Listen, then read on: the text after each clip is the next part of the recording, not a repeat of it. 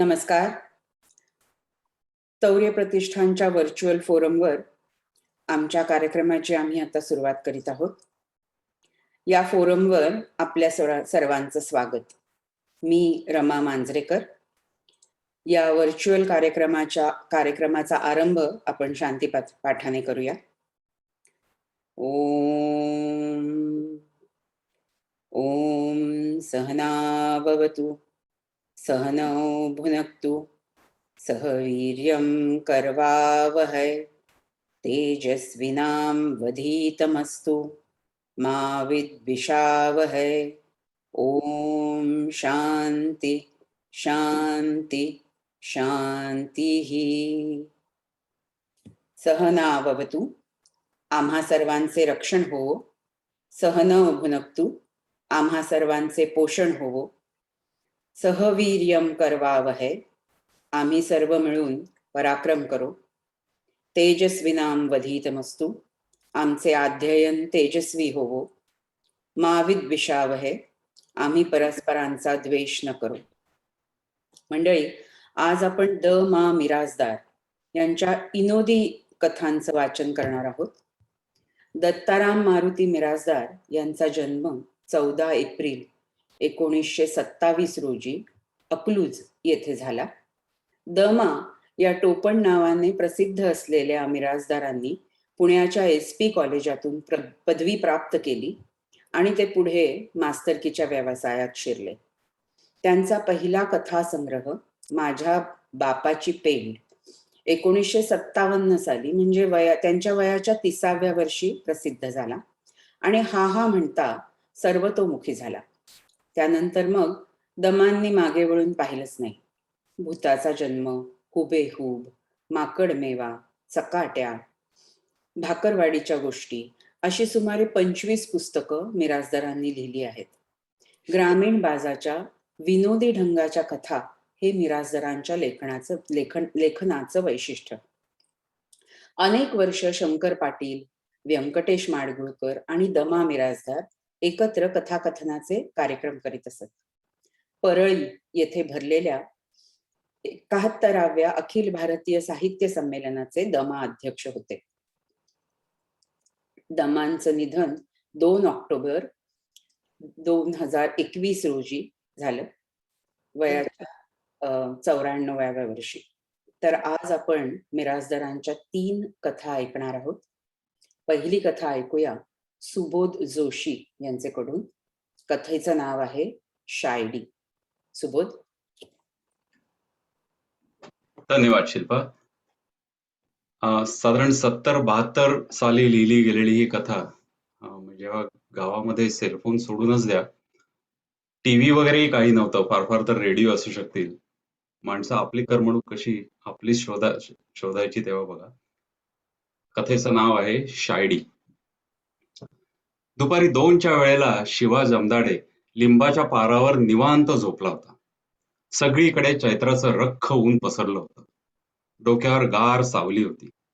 ऊन झळा अंगाला लागत होत्या आणि मोहरलेल्या लिंबाचा उग्र गोड वास नाकात शिरत होता. कसं बरं वाटत होतं. अजून तास 1.5 तास असंच डोळे मिटून पसरावं, अंगाचा शिणवटा घालवावा. डोळे उघडतील तेव्हा उघडावेत, मग उठून फर्मास विडी ओढावी, धूर गिळावा आणि आणखी घटकाभर बसून घरी चालू लावा. बायको जवळ बसून चहा प्यावा. मग कंटाळा आला तर द्यावी ताणून परत, नाहीतर कुठेतरी जाऊन गप्पा हाणाव्या. सबंध दिवसाच्या कार्यक्रमाची शिवाने बरोबर मनात आखणी केली होती. तसा तो मोठा व्यवस्थेशीर इसम होता. आज कुठं झोपायचं, कुठे गप्पा ठोकायच्या, हॉटेलात किती उधारी करायची ह्याची योजना सकाळी उठल्याबरोबर त्याच्या डोक्यात तयार असे. दुपारी 2 पर्यंतचा कार्यक्रम त्याप्रमाणे बिनबोभाट पार पडला होता. पुढचाही जुळण्याची खात्री होती म्हणून शिवा मनात खुश होता. मध्ये झाडाच्या फांद्या सळसळत, वाऱ्याची झुळूक अंगावरून डोळत जाई. आणखी थोडा वेळ झोपावं हा बेत जास्तच पक्का होता. घटकाभर असा गेला, शिवाला मध्येच एक छान डुलकी लागली आणि कुणाच्या तरी हाकेने तो एकदम जागा झाला. ओ पाहुणं! धोतरातून तोंड काढून शिवाने त्रासिक दृष्टीनं पाहिलं. हातात काठी घेतलेला एक फाटक्या कपड्यांचा माणूस पाराजवळ उभा होता. काळा कुळकुळीत, उंच आणि लुकडा. शिवाने पाहिल्यावर तो गरिबीनं हसला. त्याच्या हसण्यावरून शिवानं ओळखलं, हा कुठल्या तरी खालच्या जातीतला माणूस आहे. परगावचा दिसतोय. ह्याचं आपल्याकडे काय काम निघालं बुवा? राम राम हो. शिवा उठून बसला. मोठी जांभई देऊन त्यांना आळस घालवला. आळोखे पिळोखे दिले आणि मग थोडा वेळ नव्या माणसाकडे टक लावून पाहिलं. राम राम. राम राम हो. हा राम राम. शिवा पहिल्यांदा खुश झाला, कारण गावात त्याला रामराम करणारं कोणीच नव्हतं. अगदी क्वचित केव्हा तरी ही पर्वणी यायची. आपल्याला दोनदा रामराम केला त्या अर्थी हा इसम बरा दिसतो, याची जरा प्रेमळपणाने चौकशी केली पाहिजे. अशी माणसं अलीकडे फारशी भेटत नाही. पण शिवाचा उत्साह क्षणभरच टिकला. त्या माणसानं आपले डोळे चमत्कारिकपणे त्याच्याकडे रोखले, माकडासारखे दात विचकले आणि पुन्हा एकदा राम राम हो. शिवा दचकून म्हणाला, हा राम राम हो. हा हा राम राम हो. आता मात्र शिवा चिडला. हा काय सावटपणा आहे? उद्योग नाही, धंदा नाही, नुसतं आपला रामराम हो म्हणजे काय? एक वलपाडीत ठेवून द्यावी संडीशी, म्हणजे आपोआप बंद होईल हा फाजीलपणा. काय चेष्टा चालवली आहे का काय? या शिवा जमदाड्याचा इंगा तुला ठाऊक नाही अजून? बाबू पैलवानाला एकदा नुसतं सांगायचा अवकाश आहे. हा, तो अशी एक गुच्ची ठेवून देईल, आईचं दूधच आठवलं पाहिजे. शिवा खेकसून बोलला, अरे काय पाहिजे काय तुला? तो माणूस पुन्हा एकदम हसला. मग पारावर टेकला. कमरेची मळकट पिशवी काढून त्याने तंबाखूची चिमूट काढली. तळव्यावर घेऊन चोळून तोंडात सोडली. मग उगीचच तोंड घट्ट मिटून स्वस्थ बसून राहिला. कुणी माणूस पारावर बसलाय, त्याला आपण घडीभरापूर्वीच रामराम केला होता, ही गोष्ट त्याच्या ध्यानी मनी दिसली नाही. थोडा वेळ गेला. रस्त्याने एक मरतुकड कुत्रं आपल्याच नादात चाललं होतं. त्याला या माणसाने एकदम कर्कश सुरात हाक मारली, ए! त्याबरोबर ते कुत्रं एकदम दचकलं, घाबरून जागच्या जागीच उभं राहिलं. राम राम हो.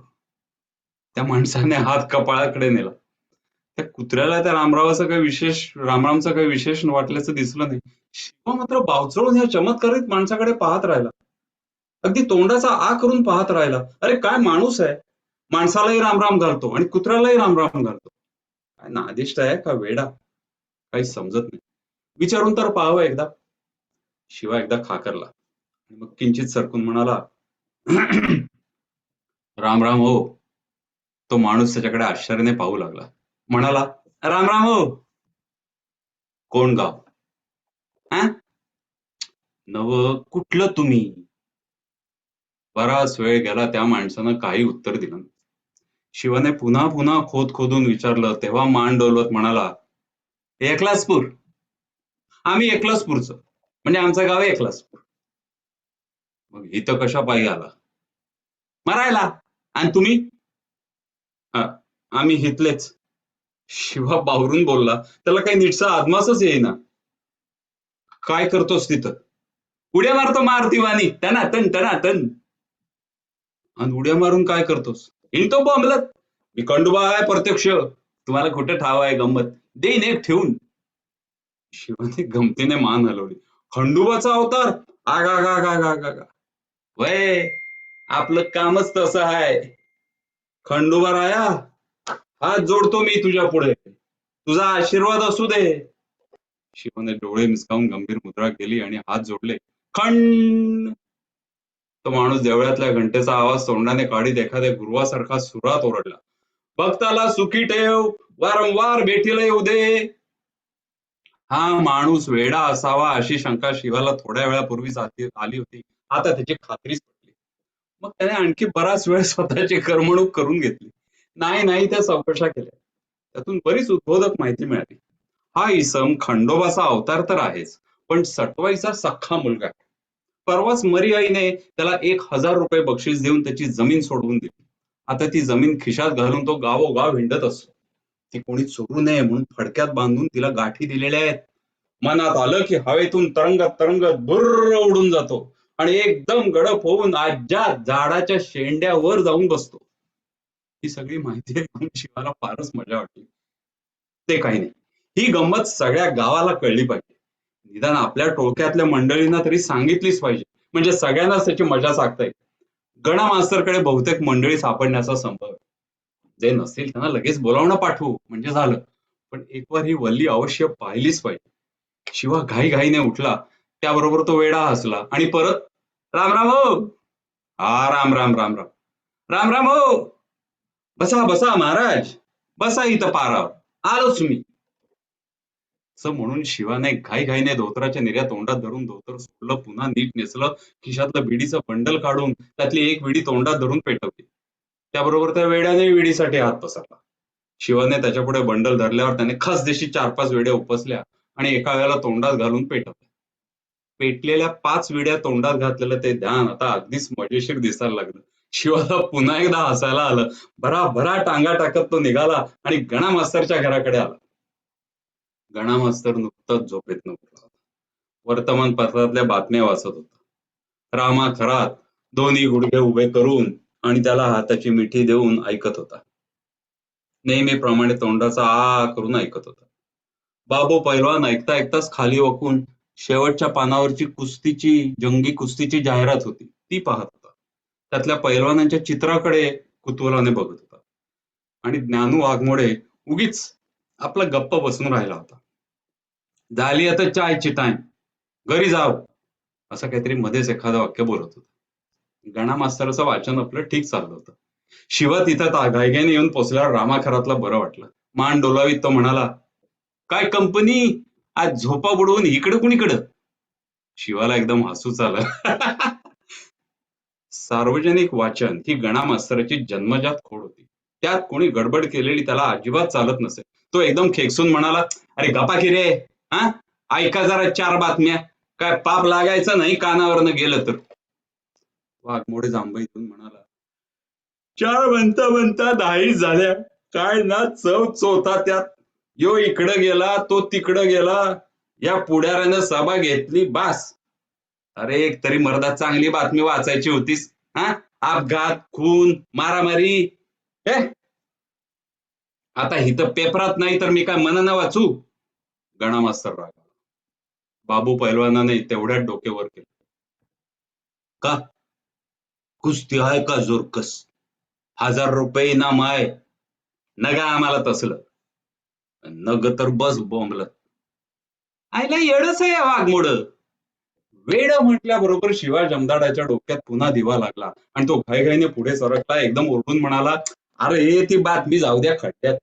येडा आलंय येड्या मर्दानू, गावात आपल्या लई मजेशीर उठसूट रामराम घालतय. अरे हसून हसून पोट दुखलं माझं. हा असं कुठलं कुठलं येड? अरे हाय बसलंय तिथं पारावर. सगळ्यांची उत्सुकता वाढली तशी शिवाने तपशीलवार माहिती सांगितली. ती ऐकून सगळे पोट धरधरून हसले.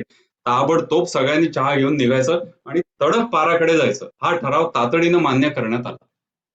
एकटा गणा मास्तर गंभीर मुद्रेने ही सगळी गोष्ट ऐकत होता. तो अजिबात हसला बिसला नाही. उलट त्याच्या कपाळावर 1-2 आठ्या मात्र पडल्या. बाबू म्हणाला, काय र गणा, उपास हाय का आज तुझा? उपास नाही बा. हा तसं नव, हसला नाहीस म्हणून विचारतो. अरे चल लवकर चहाचा बेत कर, म्हणजे पाराकडे सुटू धडामकन. गणा मास्तर घटकाभर काही बोलला नाही. नुसता बसून राहिला, विचार करत. चिंताक्रांत मुद्रेने बसून राहिला. ते बघून सगळीच मंडळी एकमेकांकडे पाहायला लागली. कुणालाच काही कळेना या गणा मास्तरला एकाएकी झालं तरी काय. रामा खराताने सहानुभूतीच्या सुरात विचारलं, गणा काय झालं र? बेंडबिंड दुखतंय का फार? गणा मास्तर एकदम भडकला. त्याचं तोंड लाल झालं. बेंड बरं होऊन महिना झाला. मग हरकत नाही. मग काय टकुर दुखतंय तुझं? नाही. अरे मर्दा, तुम्हा असं चिता कधी कशा पायी बसलास? हा येड बघा येतोस नव. गणा मास्तरने पुन्हा निश्चल मुद्रा केली आणि गंभीर स्वरात तो म्हणाला, येड खुळ म्हटलं की हुरळले लगेच.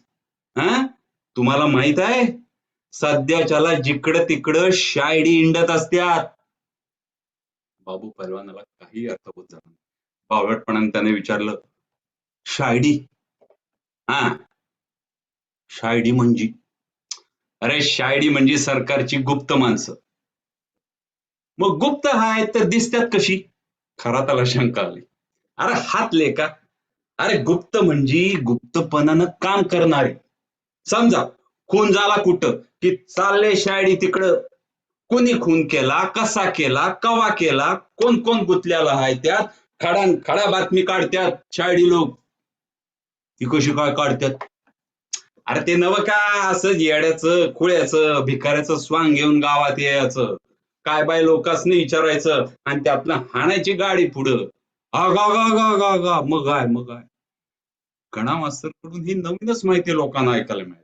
गावात येणारे वेडे खुळे भिकारी गोसावी हे शायडी असण्याचा संभव आहे, हे बी त्यांच्या डोक्यात पूर्वी कधी पडलं नव्हतं. म्हणजे या मंडळींची आता जपूनच वागलं पाहिजे. हो, न जाणो कोणत्या वेळी आपल्या तोंडातून काय बाहेर पडेल त्याचा नेम नाही. तेवढंच धरून ठेवलं त्या शायडीने आणि गुंतवला आपला गळा तर काय घ्या. बाबू पैलवानाला एकदम आठवलं, आपण मागे एका गोसाव्याला फुकट भांग पाजली होती आणि चिलमीला गांजाही मिळवून दिला होता. म्हणजे बेकायदेशीर काम अगदी शायडी बरोबरच केलं होतं. रामा खरा त्याच्या ध्यानात ही गोष्ट आली. नुकतीच गावातल्या 2 पार्ट्यात लाठ्या काठ्याने हाणामारी झाली होती आणि ती गोष्ट आपण एका अनोळखी माणसाजवळ बोललो होतो. तो शायडी नसेल कशावरून? सगळेच विचार करत थांबले तेव्हा गणा मास्तरला बरं वाटलं. तो म्हणाला, अरे घाबरायचं कारण नाही. शायडी असला म्हणून काय करतोय? शायडी असला तर घरचा. आपण मुद्द्याचं अक्षर बी बोललं नाही म्हणजे झालं. शिवाजी जमदाड्याची पक्की खात्री होती की ते येडच आहे. शायडी कुठला आलाय मातीचा? पण तो काही न बोलता इतका वेळ गप्प राहून ऐकत होता. आपण एवढी महत्वाची वार्ता तातडीने आणली असतानाही कोणी भराभर पाय उचलत नाहीये याच त्याला आश्चर्य वाटत होतं. एवढी मजेदार भरपूर करमणूक करणारी गोष्ट वाया जाते का काय अशी भीती त्याला वाटायला लागली होती. कुणी यायला तयार नसेल तर पळत पळत आपण एकट्यानेच जावं, खूप मजा आणखी घटकाभर घ्यावी असा विचार त्याच्या डोक्यात पक्का झाला होता. पण गणा मास्तर साहेब व्यवहारी बोलणं ऐकून त्याची कळी खुलली. पसंती दाखवणारी मान डोलवत तो उत्साहाने म्हणाला, हा मग मी काय सांगतोय मग? अरे जाऊन गंमत बघायला काय हरकत आहे नक्की? अशा आयडिया असला तर असला, आपण तोंडातनं एक अक्षर सुधी काढलं नाही म्हणजे झालं. कसं? वाघमोड्याला ही गोष्ट पटली. त्यानंही होकारार्थी मान हलवली. म्हणाला, परवा कोमट्याची बाई पळवली ती भानगड अजून मिटलेलं नाही. हा, कोमट्याची माणसं अजून ओरडत्यात. तुम्ही युगी माझं नाव घ्याचाल बिचारा, तसं काय करू नका. हा, मधल्यामध्ये मी अडकन. बाबू खरा त्याला म्हणाला, आणि ती परवाच्या मारामारीची भानगड र? खरा त्याचा चेहरा प्रश्नार्थक होता. पंची म्हणजे मी ठोकाठोकी केली ती? अरे ती नव, लवाराच्या आंब्यावरनं झालेली. मी नाही का लाखा रवाराच्या तोंडावर एक गुच्ची ठेवून दिली आणि 2 दात पडलं होतं त्याच. अरे तिच्या ओ दणका तू ठेवून दिलास होय र? हा मीच. मग बराबर. ती गोष्ट काढू नका तिथं. हा, माझ्यावर खटलं होईल ही नाकारणी. नाही नाही नाही, अजिबात बोलणार नाही. तू एकदम बिनघोर रागड. गणा मास्तराचं डोकं हे सगळं ऐकून एकदम भडकलं. तो ओरडून म्हणाला, हा, कुणाला सांगू नका म्हणता म्हणता तुम्हीच वरडा मोठ्यांद. हा, घराच्या माळवदावर उभं राहून वरडा म्हणजे कुणाला समजणार नाही. काय मर्दानो अक्कल तुमची? गणा मास्तराचे हे रागारागाचे शब्द ऐकल्यावर सगळ्यांच्या ध्यानात आलं की जी गोष्ट बोलायला नको होती तीच आपण बोलून बसलो. मोठी चूक झाली. असो, झाल्या गोष्टी सुपाय नाही. आता यापुढे मात्र कुणी एक अक्षर बोलायचं नाही. चक्कार शब्द या भानगडी संबंधी न बोलता या वेळेची गंमत पाहायची, नुसती बघायची, बस. इतका विचार पक्का झाल्यावर मात्र मंडळी तिथं थांबली नाही. बराबर बाहेर पडली. चहा पाण्याचा कार्यक्रम काय, कुठेही बाहेर उरकता येईल. पण हे वेड मात्र पुन्हा हाती लागायचं नाही असा विचार करून सगळे भराभरा निघाले. झपाट्याने चालत पाराकडे. तोपर्यंत पारापाशी पोराटोरांची ही गर्दी जमली होती. कुणी त्या वेड्याला खायला देत होतं, कुणी हुरी उडवत होतं, कुणी एकसारखं राम राम हो असं म्हणून त्याच्या तोंडाला फेसकूट आणत. जिकडे तिकडे एकच कालवा चालला होता. गडबड गोंधळ उडाला होता आणि ती वल्ली आपली जाहिराताला उद्देशून राम राम हो ओरडत होती. मध्येच गाणं म्हणत होती. आमची मंडळी येऊन थोडा वेळ गंमत पाहत उभी राहिली. मग त्यांनी पोरा ठोरांना ओरडून आरडून बाजूला काढलं. कुणाला दम दिला, कुणाच्या पाठीत धपाटा घातला. त्याबरोबर पोरं भराभरा पळाली, बाजूला जाऊन उभी राहिली. तिथनं त्यांचा कालवा सुरू झाला. त्याबरोबर त्या वेड्यानं टाळ्या वाजवल्या, लोकांकडे पाहून दात विचकले आणि परत राम राम हो. कोणीतरी त्याला उत्तर दिलं, आ राम राम राम राम. मग त्या वेड्याने उभं राहून जागच्या जागीच उड्या मारल्या. तो नाचायला लागला, तोंडाने भसाड्या सुरात गाणं म्हणायला लागला, वेड्यावाकडे हातवारी करीत. तोंडावर चमत्कारिक लाडीक भाव आणून गाणं म्हणायला लागला. त्याच्या बेसूर आवाजाने सगळं वातावरण भरून गेलं. बाबू पहिलवानाच्या डोक्यात शायडी पक्का घुसून बसला होता. रामा खराताला डोळा घालून तो खाजगी सुरात बोलला, बघितलं का? हा, बघितलं कसं भडवं नाचतंय? सोंग तर मोठं फर्स्ट क्लास आणलंय. खरात म्हणाला, त्याचं काय कुणाला खरंच वाटत? अरे तुझ्या बापाचं बारसं जेवलोय आम्ही, आहेस कुठं तू? हा, कोणी मारामारी केली हाणबिगार कळायचं नाही म्हणावं, बस घाशीत. वाघमोडे मोठ्यांदा ओरडून बोलला, येईल एखादो, अरे का बोंबलाय लागलाय? आता हे सांगितलं गडीभरानं कोमट्याच्या बाईची भानगड सांगून बसलात आणि माझी होईल पंचायत. शिवा जमदाड्याची पक्की खात्री होती की हे वेड आहे, त्यामुळे त्याला काही त्या मित्रमंडळीच्या दक्षतेची गरज वाटत नव्हती. चेहरा त्रासिक करून तो म्हणाला, अरे काय मर्दानू, येड्याला घाबरताय? शायडी म्हण. गणामास्तर रागावून बोलला, कशावरनं तू तरी नाही म्हणतोस र? आणि तुम्ही तरी कशावरनं होय म्हणताय? अरे दिसतोय तो शायडीवानी, सांगाव कशाला पाहिजे? नजर बघ त्याची, म्हणजे पटतय. अरे कसला शायडीने कसलं काय? सरळ चांगला येडा आहे, आणखी काय असायचंय? बाबू पैलवानाला तेवढ्यात एक नवी कल्पना सुचली. नाहीतर गणा असं असल. कसं? अरे तो येडा असून शायडीत गेला असेल. हॅट, अरे काय सरकार येडा आहे वय असल्याला शायडीत घ्यायला? मग शायडीत असून मागणं येडं झालं असं कसं? अरे सोंग असणार आहे, मी सांगतो का? शायडीचं सोंग? गाडा वायस तू. अरे शायडीचं नव, येड्याचं सोंग. याप्रमाणे संभाषण झालं आणि वादविवाद चांगलाच रंगला. शिवा जमदाड्याने शपथ घेऊन सांगितलं की तो वेडाच आहे. गणा मास्तरला मात्र उलट सारखं वाटत होतं. ही स्वारी साधी शायडी नाही, शायडीतल्या अंमलदारांपैकीच असली पाहिजे. त्याशिवाय वेड्याची इतकी सफाईदार नक्कल त्याला करता येणार नाही. बाबूचं म्हणणं यापेक्षा वेगळंच होतं. तो शायडीतला असून वेडाही असावा, असा त्याचा बराच वेळ केलेल्या निरीक्षणाने ग्रह झाला होता. त्यामुळे हा वाद काही लवकर मिटेना. तो मोठमोठ्यांदा ओरडून आपलं म्हणणं सांगायला लागला आणि सगळ्यांचंच तिकडे लक्ष गेलं. वेड्याचंही लक्ष गेलं. तो त्यांच्याकडे बघून मोठमोठ्यांदा हसला आणि म्हणाला, राम राम. बाबू मनात हरकला. शायडी इतका फाजील असेल असं त्याला वाटलं नव्हतं. आता त्याने मुद्दामून हा सावटपणा केला असावा अशी त्याची खात्री पटली. मग तो मोठ्यांदा म्हणाला, अरे हातच्या काकणाला आरसा कशाला पाहिजे? आता हुडकून काढतो मी खरं काय ते. एकदम बाबूच्या डोक्यात कसली युक्ती आली या विचाराने सगळेजण एकमेकांकडे बघायला लागले. तेवढ्यात बाबू पुढे गेलाय. तरा तरा तरा जाऊन त्याने वेड्याची मान पकडली आणि डोळे वटारून जोरात दम भरला. खरं सांग, शायडी आहेस का नाही तू? नाही तर म्हण, म्हणजे टाळकच सडकतो तुझं. आहेस कुठं तू? बाबूने असा प्रश्न विचारल्यावर तो वेडा एकदम हसायला लागला. त्याने जोरात टाळ्या पिटल्या, उड्या मारायचा प्रयत्न केला. अरे तुला काय वाटलं? हा, लवाराला गुच्ची ठेवून दिली, दात पाडलं त्याचं, तेव्हा मी भिन काय वैर तुला? अरे जा, असले शायडी जुमानीत नसतो मी. आणि म्हणून बाबूने त्याच्या एक वडीत ठेवून दिली. तो फाटका माणूस एकदम किंचाळला आणि बाबूच्या मगर मिठीतून सुटका करून घ्यायची केविलवाणी धडपड करायला लागला. बाबू त्याच्या कानाशी लागून म्हणाला, अरे मुकाट्यानं कबूल कर, शायडी आहेस म्हणून, नाही तर लई मार खाशील बघ तू. काय? आणि वेड्याने पुन्हा सुटायची धडपड केली. त्याने आणखी एक मुस्कटात लगावली. बाबूचं ते धाडस पाहिल्यावर रामा खरातांना राहवलं नाही. त्यानं लिंबाचा फाटा तोडून बराबर एक झकास काठी तयार केली आणि वेड्याच्या अंगावर सपासप लगावली. त्याबरोबर ते वेड जास्तच पिसळलं आणि थैथ्या नाचत ओरडायला लागलं. शिवा दमदाडे कळवळून म्हणाला, अरे का मारताय त्या गरीबाला? अरे द्या सोडून, आपल्या मरणान ते मरतय आणि परत तुमचा कारकावर. वाघमोडे बाया सरसावून म्हणाला, शाणाच आहेस, आता मागे फिरून कसं चालेल? आता तुडवलाच पाहिजे समजानी, तर ते पळून जाईल. आणि बिगर नाव नाही घ्यायचं गावाचं, नाहीतर सरकारकडे रिपोर्ट करीली जात. एवढं बोलून तोही पुढे धावला. त्याने यथेच्छ प्रसाद दिला, दणादण थपडा मारल्या. घणा मस्तर आपला घाबरून जागच्या जागीच उभा होता. अरे शायडीला सोपून काढणं फार मोठा गुन्हा आहे, तो ओरडून सांगायला लागला. त्या गोंधळात त्याचं कुणी ऐकून घेतलं नाही. आणि थोरा मोठ्यानेच हा प्रकार सुरू केल्यावर पोरासोरांनाही चेव चढला. त्यानेही हात धुवून घेतला. कुणी खिळा टोचला, कुणी उदबत्ती आणून तिचे चटके दिले, बुक्क्या थापडा, त्या तर काय अनेक बसल्या. खूप दंगा झाला. तो वेडा ओरडून ओरडून दमला. एकसारखा कणूक उठू लागला. त्याच्या डोळ्यातनं पाणी व्हायला लागलं. तिथून निसटण्याचा प्रयत्न करत तो केविलवाणं रडायला लागला.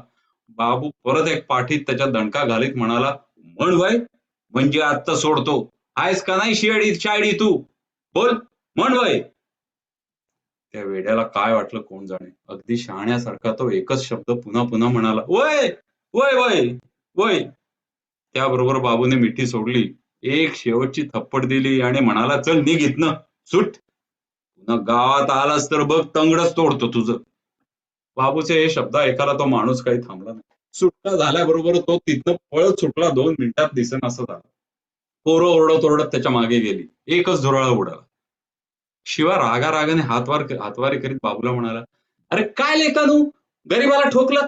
हॅ, सगळी गंमत घालवलीस. अरे 2 दिवस राहिलं असतं तर किती मजा वाटली असती. आणि तोही पोरासोरांच्या मागोमाग त्या वेड्याच्या मागे गेला. भट्टी आधीच तापलेली. त्यातून शिवानं निर्भत्सना केल्यामुळे बाबू चिडला. खराताकडे वळून म्हणाला, आईला शिवा काय खुळं आहे काय रे, असं का बोललं? खरात म्हणाला, अरे त्याला काय कळतंय, निव्वळ भरमीट टाळक्याचा माणूस आहे ते. पण तेवढ्यात बाबूच्या डोक्यात तिसरीच शंका आली. त्याने डोळे विस्फारले, चेहरा चिंताक्रांत केला. असं तर नसल. कसं? त्या शायडीला तो शिवा जमदाड्या सामील तर नसल. सामील असल आतनं नक्की. तो बी शायडी झाला असल. त्या बिगार असं गुळमाट बोलायचा नाही तो. थांब, त्याला बी हिसका दावतो. आणि असं म्हणून गर्दीच्या मागे बाबू पैलवानही परत जोराने पळत सुटला. आणि आता आता काय नवीन गंमत पाहायला मिळते या उत्सुकतेने राहिलेले लोकही पाठोपाठ धावत निघाले. समाप्त. वा, क्या बात आहे. मस्त. आता दुसरी कथा आपण आरती रानडे यांच्याकडून ऐकूया. कथेचं नाव आहे रंग द्यायचा प्रकार. आरती. नमस्कार. रंग देण्याचा प्रकार ही जी कथा आहे, ही वाचल्यावर आपल्याला लक्षात येईल की काळ जरी बदलला असला, म्हणजे 10-15 रुपयाचे 10-15 हजार जरी झाले असले तरी एकूणच रंग देण्याचा प्रकार हा फारसा काही बदललेला नाही. गोष्टीचं नाव आहे रंग देण्याचा प्रकार. घरातल्या भिंतीला रंग लावून घ्यावा असं अलीकडे बरेच दिवस ठरवत होतो. ज्या 2-3 खोल्यातून आपण राहतो ती जागा स्वच्छ असावी, नीटनेटकी असावी. आता भिंतीचा पहिला रंग देऊन 4-5 वर्ष झाली होती. त्याचे अवशेष दिसत होते. अगदी वरच्या बाजूचा रंग तेवढा टिकून होता, खाली फारच महत्वाचे बदल झाले होते. म्हणजे माझ्याकडे येणाऱ्या लोकांनी भिंतीला टेकून बसून साध्या रंगाचं तैल रंगात रूपांतर केलं होतं. ठिकठिकाणी तेलाचे एवढे डाग पसरले होते की बहुतेक या ठिकाणी तेलाचे किरकोळ विक्री केंद्र मी चालवत असावं असं माझं मलाच वाटायला लागलं. त्यातून आमच्या धाकट्या मुलीला ड्रॉइंग फारच छान येतं असं मी बायकोच्या धाकानं वरचेवर म्हणत असलो तरी तिची ही भित्तिकला मला फारशी पसंत नव्हती. मध्यंतरी ढेकणांची साथ येऊन गेली होती. त्याचे उद्ध्वस्त विश्वही जागोजागी दिसत होते. एकूणच हे सगळं बदलणं आवश्यक होतं. म्हणून मी ठरवलं, जागा रंगवून घ्यायची, भिंतींना अगदी सुरेख रंग लावून टाकायचा. माझ्या मनाची अशी तयारी झाली तरी या बाबीस बायकोची मंजुरी घेणे आवश्यक होते. म्हणून मी एके दिवशी तिला बोलवून घेतलं आणि थोडं करड्या सुरातच म्हणलं, काय ग, या घराच्या भिंती बघितल्या का आपल्या? सगळ्या घाणेरड्या झाल्या. हे तेराचे डाग काय, ही चित्र काय? नाही म्हणजे तशी दिसतात ती चांगली, पण माझ्याकडे संशयानं बघत बायको म्हणाली, बरं मग तुमचं म्हणणं काय? तिची दृष्टी चुकवून इकडे तिकडे बघत मी पुन्हा आपला करडा सूर काढला. तर माझं काय म्हणणं असणार? म्हणजे खरं म्हणजे नवा रंग दिला पाहिजे आता, पण मी हिशोब करून पाहिला मनाशी, 10-12 रुपये खर्च होतोय. छे छे छे छे छे, इतका खर्च काही आपल्याला परवडणार नाही. काही झालं तरी रंग द्यायचा नाही असं मी ठरवून टाकलंय. बायकोनं कमरेवर दोन्ही हात ठेवले. ठरवून टाकलं? होय. आणि मला न विचारता? तर त्यात काय विचारायचं तुला? ते काही नाही, जाऊ द्या 10 रुपये गेले तर, रंग द्यायलाच पाहिजे सांगून ठेवते. मी तिला परोपरीने समजावून सांगितलं, हा वायफळ खर्च आहे. इतके पैसे खर्च करणं आपल्याला मुळीच परवडणार नाही. शिवाय भिंती घाण झाल्यात थोड्याशा, पण तितक्या काही वाईट दिसत नाहीये. अजून पुष्कळ वर्ष निभावून जाण्यासारख्या आहेत. पण अर्थातच या बोलण्याचा काहीही परिणाम झाला नाही.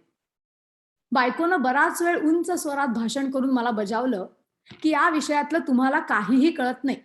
भिंती इतक्या घाणेरड्या झाल्यात की नुसती बघूनच ओकारी येते. येणारे जाणारे लोकही नावं ठेवतात. आणि 10 रुपयाची अशी काय किंमत आहे हो? 10-15 रुपये कुठं जात नाहीत आपले. फार तर महिनाभर नाही सिगरेटी फुंकल्या, पण घराला रंग लावून घेतलाच पाहिजे आणि तोही लवकरात लवकर. सुमारे अर्धा पाऊण तास गेल्यावर मी बोलण्याचा प्रयत्न करत म्हणलं, "बरं बुवा, देऊन टाकू रंग. होऊन जाऊ दे तुझ्या मनासारखं. पण गडी बोलवून रंग द्यायचा की आपला आपणच द्यायचा? मला वाटतं स्वतःच द्यावा का?" या खेपेला मात्र माझा पवित्रा चुकला. बायकोनं माझ्या सूचनेवर मोठ्या तातडीनं शिक्कामोर्तब केलं. "हो, हो, हो, तुम्हीच द्या रंग. नाहीतरी बरेच पैसे वाया जातील हो यात. निदान थोडी तरी काटकसर करायला पाहिजे आपण, नाही का?" आपली फसगत झाली हे माझ्या ध्यानात आलं. मी एकदम गांगरून म्हणलो, "नाही, नाही, नाही, नाही, नको, नको. मला वाटतं गडी लावूनच रंग लावून द्यावा." अगं त्यांना सवय असते. आपल्याला कुठे जमतात असली कामं करायला. आता त्यात काय जमायचंय? रंग तर फासायचा भिंतींना. अशी काय एवढी मोठी विद्या ती? छाय, मी नाही हात लावणार त्या ब्रशला आणि चुन्याला. बघा हं बाई, गडी मेले चांगले रंग नाही लावत. आधीच सांगून ठेवते. निष्कारण पैसे वायात जातील. आणि हे बघा, मी 10च्या वर एक तांबडा पैसा देणार नाही, निदान एवढं तरी करा. असं म्हणत बायको तरातरा स्वयंपाकघरात निघून गेली. चला, काळ आला होता पण वेळ आली नव्हती, असं म्हणत मी समाधानाचा सुस्कारा सोडला. हे सगळं प्राथमिक काम अशा रीतीनं पूर्ण झालं. रंग लावायच्या कल्पनेला आणि खर्चाला बायकोची मंजुरी मिळाली. स्वतः काम करण्याची योजनाही मी हाणून पाडली म्हणून मी खुश झालो. रंग देणाऱ्या लोकांचा शोध सुरू केला. त्यातही बरेच दिवस मोडले. एकतर हे लोक नेमके कुठे मिळतात हे मला ठाऊक नव्हतं आणि दुसरं म्हणजे मला उसंत नव्हती. शेवटी मी मोठ्या चातुर्यानं या अडचणीचा निराश केला. आमच्या किराणा मालाच्या दुकानात नवा रंग दिलेला पाहिला तेव्हा मी लगबगीनं आत घुसलो आणि मालकांना विचारलं, "हा रंग कुठे लावून घेतलात?" "इथं, या भिंतींनाच." मालक माझ्याकडे चमत्कारी दृष्टीनं पाहत म्हणले, "नाही, तसं नाही हो." "मग कुणी लावला हा रंग?" "हा हा हा, पेंटर, रंग लावणारे तेच असतात ना, त्यांनी." "ते झालं हो, पण हे लोक भेटतील कुठे? का? तुम्हाला लावायचा वाटतं रंग?" "होय ना, तेवढ्यासाठीच विचारतोय हो मी." "हत्तीच्या." मालक गल्ल्यातले पैसे चाळवीत म्हणले, "मग देऊ की पाठवून तुमच्याकडे? उद्याच्याला पाठवून देतो." "अगदी नक्की हं, विसरू नका." असं बजावून मी घरी आलो आणि त्या माणसांची वाट पाहायला लागलो. दुसऱ्या दिवशी रंग लावणारा माणूस खरोखरच घरी आला. सदरा, पॅन्ट, लांबलचक केस, बोट वाढलेली दाढी, गालाची वर आलेली हाडं, अंगावर सगळीकडे उडालेला हिरवा तांबडा रंग, डोळ्यात गरिबी आणि नम्रता. दोन्ही हात जोडून त्यांनी मला नमस्कार केला. मी अगदी खुश झालो. म्हणजे कामगार म्हणल्यावर जे चित्र आपल्या डोळ्यासमोर उभं राहतं, अगदी तसाच थेट हा माणूस होता. कुणाच्याही अंतःकरणाला पीळ पडावा असा त्याचा चेहरा होता. मला अगदी गहिवरून आलं. बरं झालं आपण आपलं स्वतःचंच काम करायचं नाही असं ठरवलं ते. नाहीतर एका गरीब माणसाची पोटची भाकर आपण निष्कारण बुडवली असती. आता हा गरीब आणि नम्र माणूस तेवढेच 4 पैसे मिळविल, पोटाला खाईल, पोराबाळांच्या तोंडात 4 घास घालेल, आपल्याला मनापासून दुवा देईल. मोठ्या आदबीनं मी खुर्चीकडे बोट दाखवलं आणि बसा म्हणून त्याला सांगितलं. तेव्हा तो चड्डीशी खुर्चीवर बसला. त्याची ती स्वाभिमानी वृत्ती बघून मला अतिशय आनंद झाला आणि समाधान वाटलं. "काय साहेब, बोला." "घराला रंग लावून घ्यायचा म्हणतो." मी म्हणलं. "घ्या की." "देणार का तुम्ही?" "आता देणार म्हणजे काय? अहो तेवढ्यासाठीच तर आलो ना इकडं. देऊन टाकू आपण." बोलता बोलता त्यानं खिशातून विडी काढली. विडी पेटवली आणि तोंडातून धुराचे लोटच्या लोट भपकन बाहेर सोडायला सुरुवात केली. त्याच्या या निसंकोचपणाचंही मला कौतुक वाटलं. बरं, पण मग काय घेणार? मी मुद्द्याला हात घातला. खोलीच्या सगळ्या भिंतींवरून त्यांनी एक भेदक दृष्टी फिरवली. 4-2 ठिकाणी जाऊन तेलाचे पट्टे चाचपले. भिंतीवरच्या रंगीबेरंगी चित्रांचं निरीक्षण केलं. साहेब, भिंती पार घाण झाल्या ती. अगदी कामातनं गेल्यात. आता या भिंती पाडायला बिडायला सांगणार की काय अशी मला शंका आली. मी मनातनं घाबरून गेलो. हे पहा, ही जागा भाड्याची आहे. या भिंतीही मालकाच्याच आहेत. भिंतींना काही अपाय करायचा नाही आपल्याला. फक्त रंग तेवढा द्यायचा आहे. होय ना साहेब? अहो पण आधी चांगलं काम करायला पाहिजे. मग रंग. सगळ्या भिंती खरवडून घ्यायला पाहिजेत. मग काय घेणार? आणि हे तेलाचे डाग हवे साफ खरवडायला पाहिजेत साहेब. होय ना, पण काय घेणार? अन गिलावे पण उडलेत, ते नीट भरायला पाहिजेत. पण घेणार? संबंध कंप्लीट काम करायला लागेल साहेब. आमच्या घरातल्या भिंतींसंबंधी त्यांनी मला बराच वेळ माहिती पुरवली. त्यावरून भिंतींची दुर्दशा आपण समजतो त्यापेक्षा अधिक झाली आहे माझ्या ध्यानात आलं. मी ती गोष्ट तीन-तीनदा मान्यही केली तरी तो पुराण सांगतच राहिला. शेवटी मात्र मी जांभई द्यायला लागलो तेव्हा त्याने आवर्त घेतलं. साहेब, ह्या अशा 2 खोल्या ना? मग कमीत कमी 25 रुपये पडतील साहेब. 25? मी थक्कावून म्हणलो. भले शाब्बास. अरे आमच्या दुकानदारानं सांगितलं म्हणून मुद्दाम तुला. तेच तर म्हणतोय ना साहेब मी. त्यानं सांगितलं म्हणून तर आलो ना. अहो नाही तर साहेब इतक्या कमी पैशात आपण काम नाही घेत कोणाचं. हाही मुद्दा त्यांनी मला बराच वेळ पटवून दिला. तेव्हा मी परत एकदा मोठी जांभई दिली आणि निक्षून सांगितलं की 10 रुपयात काम होण्यासारखं असेल तर कर, नाही तर खुशाल चालू लाग बाबा. आम्ही दुसरा कुठला तरी गरीब माणूस बघू. 25 रुपये आम्हाला काही परवडण्याजोगे नाही. यावर त्यानं भिंतींची अवस्था वर्णन करून सांगितली. हा बघा साहेब, आता 2 माणसं काम करणार. त्यावर मी आज देखरेख करणार. कमी जास्त जुळवूनही घेणार. बरं मग आत्ता माझी मजुरी 7 रुपये. शिवाय दोघा मजुरांची मिळून 7, 14 हितस्त झाले. शिवाय रंगाचे डबे 5-6 रुपये.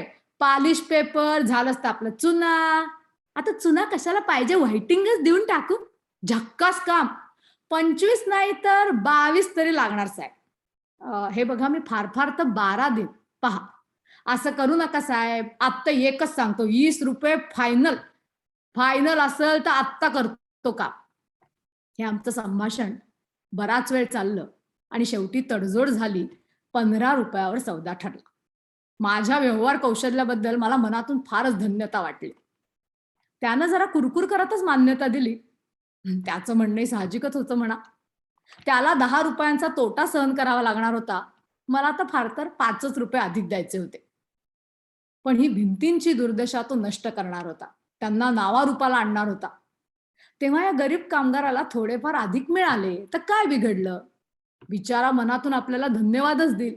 कित्येक दिवस आपली आठवण काढेल. त्याची पोरं बाळ सुखानं जेवतील. ठीक आहे तर 15 तर 15, पण काम? आता त्याची काळजीच सोडा साहेब. अहो सगळ्या गावात जाहिरात झाली पाहिजे आपल्या कामाची. बरं मग उद्या येऊ ना साहेब? उद्या? मी विचार करून म्हणलं. उद्या नको. उद्या घरात कुणी नाही गड्या. रविवारी ये. सामान हलवायचं काम ना साहेब. अहो ते तुम्ही नसला तरी चालतंय. आम्ही बराबर करू. एक काडी इकडची करू नका तुम्ही साहेब. मग तर झालं. नाही नको. रविवारच बरा. अहो साहेब, रविवारी दुसरीकडची कामं घेतल्या ती. असं म्हणून त्यांनी गावातल्या अनेक बड्या माणसांची नावं सांगितली आणि त्यांचे संबंधच्या बंगलेच्या बंगले रंगवायचं काम कसं आपल्याकडे आलेलं आहे याचं यथासांग वर्णन केलं. एकंदर त्याच्या बोलण्याची पद्धत आणि थाट असा होता की गव्हर्नरच्या बंगल्याचं रंगकाम देखील याच माणसाकडे येत असावं आणि तो ते स्वतःच्या सवडीप्रमाणे करत असावा असं कुणालाही वाटलं असतं. निदान मला तरी तसं वाटलं. आणि एकूणच वाटलं फार मोठा कसबी कामगार आपल्याला मिळालाय. बरं झालं याला खुर्ची दिली, मान दिला. हे काही असलं तरी काम उद्या होणं मात्र कठीण होतं. रविवारशिवाय मला वेळ नव्हता. मी त्याला हे तसं सांगितलं तेव्हा त्यानं पहिला प्रथम हे काम काय जमण्यासारखं नाही असं स्पष्टपणे जाहीर केलं. एवढा मोठा कारागीर केवळ वेळेच्या गैरसोयीमुळे आपण दौडू नये म्हणून मी त्याला या निर्णयाचा फेरविचार करण्याची विनंती केली. त्यानं मोठ्या कष्टानं फेरविचार केला आणि शेवटी सांगितलं, 5 रुपये विसार मिळत असेल आणि शनिवार रविवारच्या ऐवजी चालणार असेल तर आपण हे काम कसं बसं करायला तयार आहोत. त्याच्या या समंजसपणाचं मला फिरून एकदा कौतुक वाटलं आणि मान हलवतच मी ती गोष्ट कबूल केली. 5 रुपये खिशातून त्याला देऊन टाकले आणि बरोबर शनिवारी येण्याचं कबूल करून तो निघून गेला. मध्ये 2-3 दिवस गेले आणि शनिवार आला. सकाळी 8ला येऊन तो काम सुरू करणार होता. त्याआधीच सामान सुमान हलवून भिंती, कपाटं, खिडक्या मोकळं करणं आवश्यक होतं. म्हणून आम्ही दोघंही नवरा बायको अगदी भल्या पहाटे उठलो आणि सगळ्या सामानाचा ढीग खोलीच्या मध्यभागी रचून ठेवला आणि त्याची वाट पाहत बसलो. पण 8 वाजले, 10 वाजले तरी गड्याचा पत्ता नाही. आम्ही दोघांनीही सामानाच्या ढिगाऱ्यावर बसून पुष्कळ वेळ वाट पाहिली. शेवटी बायको माझ्याकडे टवकारून पाहत खोचकपणे म्हणालीच, तरी म्हणलंस तुमचं काम इतकं सरळ कसं? मला शंका आलीच होती. तुला तरी बुवा भारी भाई शेरे मारण्याची. अगं जरा तरी थांबावं माणसानं, मी म्हणलं. माणूस आहे, होतो उशीर एखाद्या वेळी.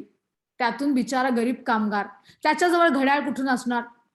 आम्ही माणसंच आहोत, आम्हाला नाही होत उशीर. आणि घड्याळ नसलं म्हणजे काय 2-2, 3-3 तास उशीर करावा? बायकोचं हे बोलणं मला तितकंसं पटलं नाही. पण खुर्चीवर ठेवलेल्या गाद्यांच्या सगळ्यात उंच ढिगावर बसून मला चांगलीच रग लागली होती. अंग वेडवाकडं होऊ लागलं होतं. एखाद्या वेळी तोल जाऊन आपण 3-4 गाद्यांवरून एकदम खाली येऊ की काय अशी शंका मूळ धरू लागली होती. तरीही मी तितक्या उंचीवरून गरीब कामगारांची स्थिती कशी वाईट असते, लोक त्यांना कसं हिडीस करतात आणि त्यांची बायका मोरं नेहमी उपाशी कशी असतात याचं हृदयंगम वर्णन केलं. वास्तविक हे वर्णन करताना हातवारे करणं आवश्यक होतं, पण माझ्या उच्च स्थानामुळे मला ते तसं करता आलं नाही. त्यामुळे बायकोला माझा कुठलाही मुद्दा पटला नाही. अशा स्थितीत आणखी 1 तास गेले. आता 11 वाजून गेले आणि मग मात्र तिचाच मुद्दा आपल्याला पटू लागलाय असं मला एकसारखं वाटायला लागलं. आणि तेवढ्यात दार वाजलं आणि हा गुणी कामगार दार उघडून आत डोकावला. त्याच्या हातात ब्रश, भांड हे सगळं साहित्य दिसत होतं. पाठीमागे एक तिरळ्या डोळ्याचा गडी दिसत होता. खोलीभर दृष्टी फिरवून त्यानं समाधानानं मान हलवली. वा साहेब, तुम्ही तर सामान एकदम आवरून ठेवलं सुद्धा. छान छान, म्हणजे आता एकदम कामाला लागायला हरकत नाही. यावर मी काही बोलणार होतो, पण तेवढ्यात बायको रागारागानं म्हणाली, काय हो, ही काय यायची वेळ झाली? 8 वाजता येतो म्हणून सांगितलं आणि होय ना बाईसाहेब. त्याने पुन्हा एकदा नम्रपणे मान हलवली. पण पुन्हा एकदा मनात विचार केला, म्हणलं सरळ साहेबांचं जेवणखाण झाल्यावरच जावं. म्हणजे म्हणजे आमच्यामुळं निष्कारण खोळंबा नको. काय साहेब, झाली की नाही जेवण? अजून व्हायची आहेत, मी निमूटपणे बोललो. आरा साहेब, मग घोटाळा झाला की सगळा. आता तुम्ही जेवून घेता का? म्हणजे तोपर्यंत तोपर्यंत काय? तोपर्यंत मी रंगाचे डबे घेऊन येतो दुकानातनं. भले शाब्बास, मी रागावून बोललो. म्हणजे तू रंगाचे डबे अजून आणलेच नाही होय? आता डबे आणणार केव्हा आणि रंग देणार केव्हा? हा, अहो त्याला काय उशीर? 5 मिनिटात गेलो आणि आलो साहेब. दुकानात जायचं, आणायचे डबे, तोवर हा भिंती पुशील. त्यानं चुटकी वाजवली, हातातलं साहित्य खाली ठेवलं आणि गड्याला भिंती पुसायला सांगितलं आणि तो निघूनही गेला. हे सगळं त्याने इतक्या झटपट केलं की बायकोला रागवायलाही वेळ मिळाला नाही. थोड्या वेळानं तिनं जाहीर केलं की रंग लावायचं काम होईपर्यंत जेवण उरकणं शक्य नाही. सगळं काम आटोपल्यावर काय ते पाहू. तिला शनिवार असल्यामुळं तिच्या दृष्टीने काही विशेष अवघड नव्हतं. तिनं सकाळीच खिचडी खाल्ली होती. पण माझ्या पोटात मात्र चहाच्या एका कपाशिवाय काही गेलं नव्हतं. म्हणून मी निषेध करण्याचा प्रयत्न केला, पण ते काही तितकंसं जमलं नाही. आणि तेवढ्यात त्या गड्यानंही भिंतीवर खरखरा घासायला सुरुवात केली. त्यात माझा आवाज कुठल्या कुठं लोपून गेला. घाण होऊ लागली म्हणून बायकोही आत निघून गेली. त्या तिरळ्या गड्यानं भिंतीचा एक कोपरा झटकला आणि मग मोठा आळस देऊन म्हणाला, साहेब, भिंतीवर तशी काही घाण दिसत नाही, झकास आहेत. बरं मग? नाही म्हणजे घासल्या नाही तरी पण चालतील साहेब, एकदम रंगच मारू. शहाणाच आहेस, मी रागारागानं म्हणलं. सगळ्या भिंतींवर धूळ आहे. असं तर काय, ही बघ, या भिंतीवरची तुला काढूनच दाखवतो म्हणजे तुझी खात्री होईल. दाखवा बघू. मी गादीवर उंच उभा राहील, हातात झाडू घेतला आणि शेजारच्या भिंतीवरची सगळी धूळ झटकून काढली. त्याबरोबर त्याची खात्री पटली गोष्ट खरी, पण इतर भिंतींवर मात्र इतकी धूळ नाही असं त्यांनी मला शपथपूर्वक सांगितलं. तेव्हा तोच झाडू घेऊन मी सगळ्या भिंती झटकल्या. त्याला सप्रयोग दाखवून दिलं की सगळ्या भिंती धुळीनं भरलेल्या आहेत आणि त्या झाडायलाच पाहिजेत. मग मात्र त्याचं समाधान झालं. भिंतींवर बरीच घाण साठली होती ही गोष्ट त्याला कबूल करावीच लागली आणि मी विजयी मुद्रेनं हास्य हुस्य करत खाली बसलो. आता हे एवढं सगळं होईपर्यंत अर्धा पाऊण तास गेला होता आणि तरी सुद्धा डबे आणायला गेलेल्या पेंटरचा अजिबात पत्ता नव्हता. तेवढ्यात ह्या गड्यानं बादलीत चुना कालवून केरसुणीनं छत झोडपून काढायला सुरुवात केली. सबंध खोलीत चुन्याचा पाऊस पडू लागला. माझ्या अंगावर देखील एक दोन सरी आल्या. तेव्हा मी ओरडून म्हणलं, अरे अरे अरे जरा नीट खाली बघ, खाली सांडतंय सगळं.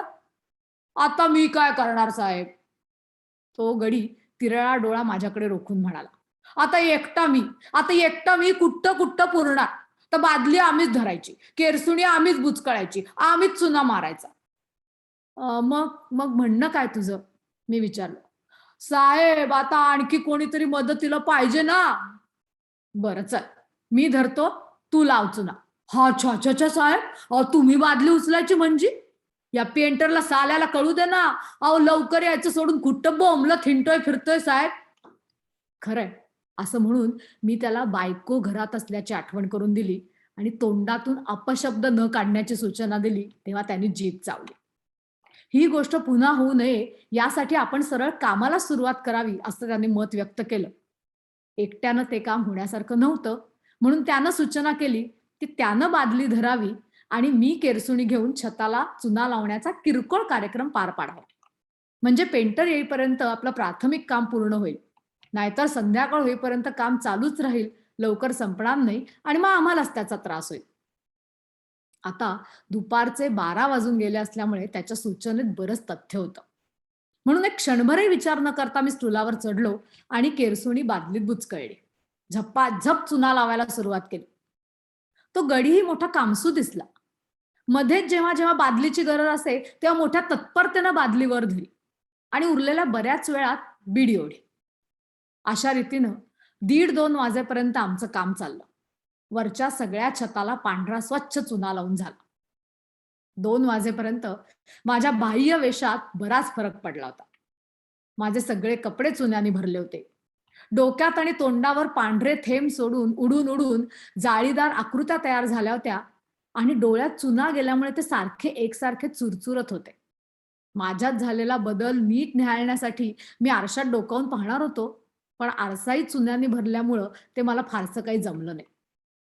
तेवढ्यात घड्याळात 2चे ठोले पडले आणि पेंटरची स्वारी दार उघडून आत आली. त्याच्या हातात रंगाचे पुडे होते. आल्याबरोबर त्यानं माझ्याकडे एकदा टक लावून बघितलं आणि तो हसून म्हणला, साहेब तुम्ही स्वतः? आणि मग गड्याकडे वळून तो खेकसला, अरे काय रे गद्द्या, तुला काय अक्कल लाज लज्जा शरम साहेबांना का? असू दे असू दे. मी तोंडावरचा चुना निपटून काढण्याचा निष्फळ प्रयत्न करत खाली उतरलो.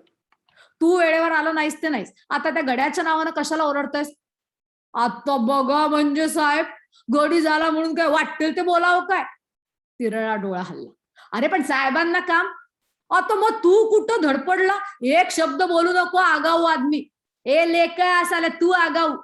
खरं म्हणजे पेंटरची मी चांगलीच हजेरी घेणार होतो, पण मध्येच त्यांची अशी लठ्ठालठ्ठी सुरू झाली की माझं बोलणं बाजूलाच राहिलं. शेवटी बाबा दादा करून त्यांचीच समजूत काढावी लागली. मी तसं केलं नसतं तर गोळा करून ठेवलेल्या सामानापैकी बरंचसं सामान जागेवर ठेवण्याचे कष्टच पडले नसते.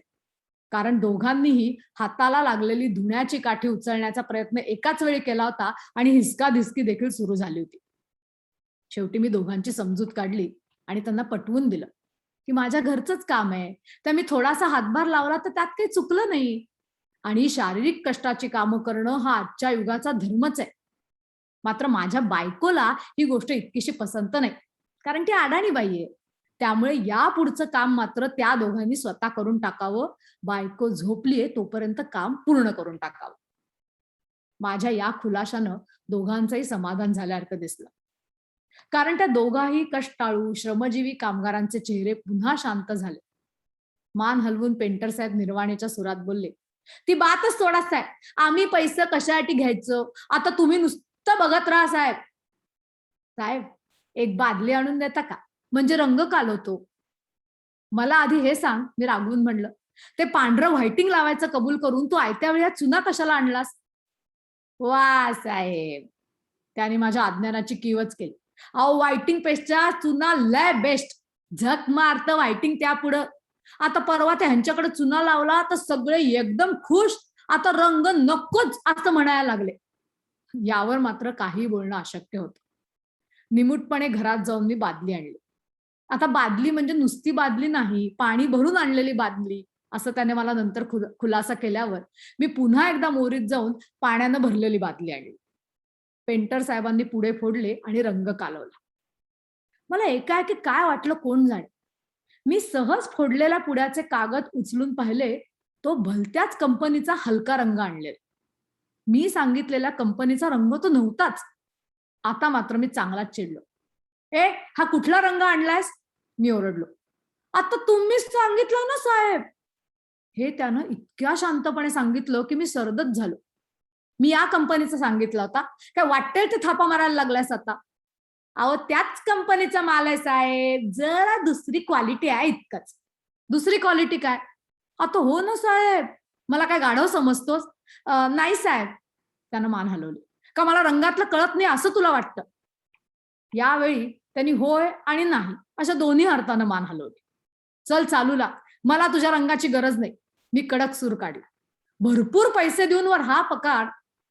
साहेब, जरा तो कागद आणा इकडे बघू, असं म्हणून त्यांनी माझ्या हातातले कागद जवळजवळ हिसकावून घेतले आणि नीट निहाळून पाहिले. बघता बघता त्याच्या तोंडावरचा रंग पालटला. कपाळावर आठ्या पडल्या. डोळे वटारून तो एकाकी बोलला, काय साले हलकट लोक. मी बावचळून त्यांच्याकडे पाहतच राहिलो.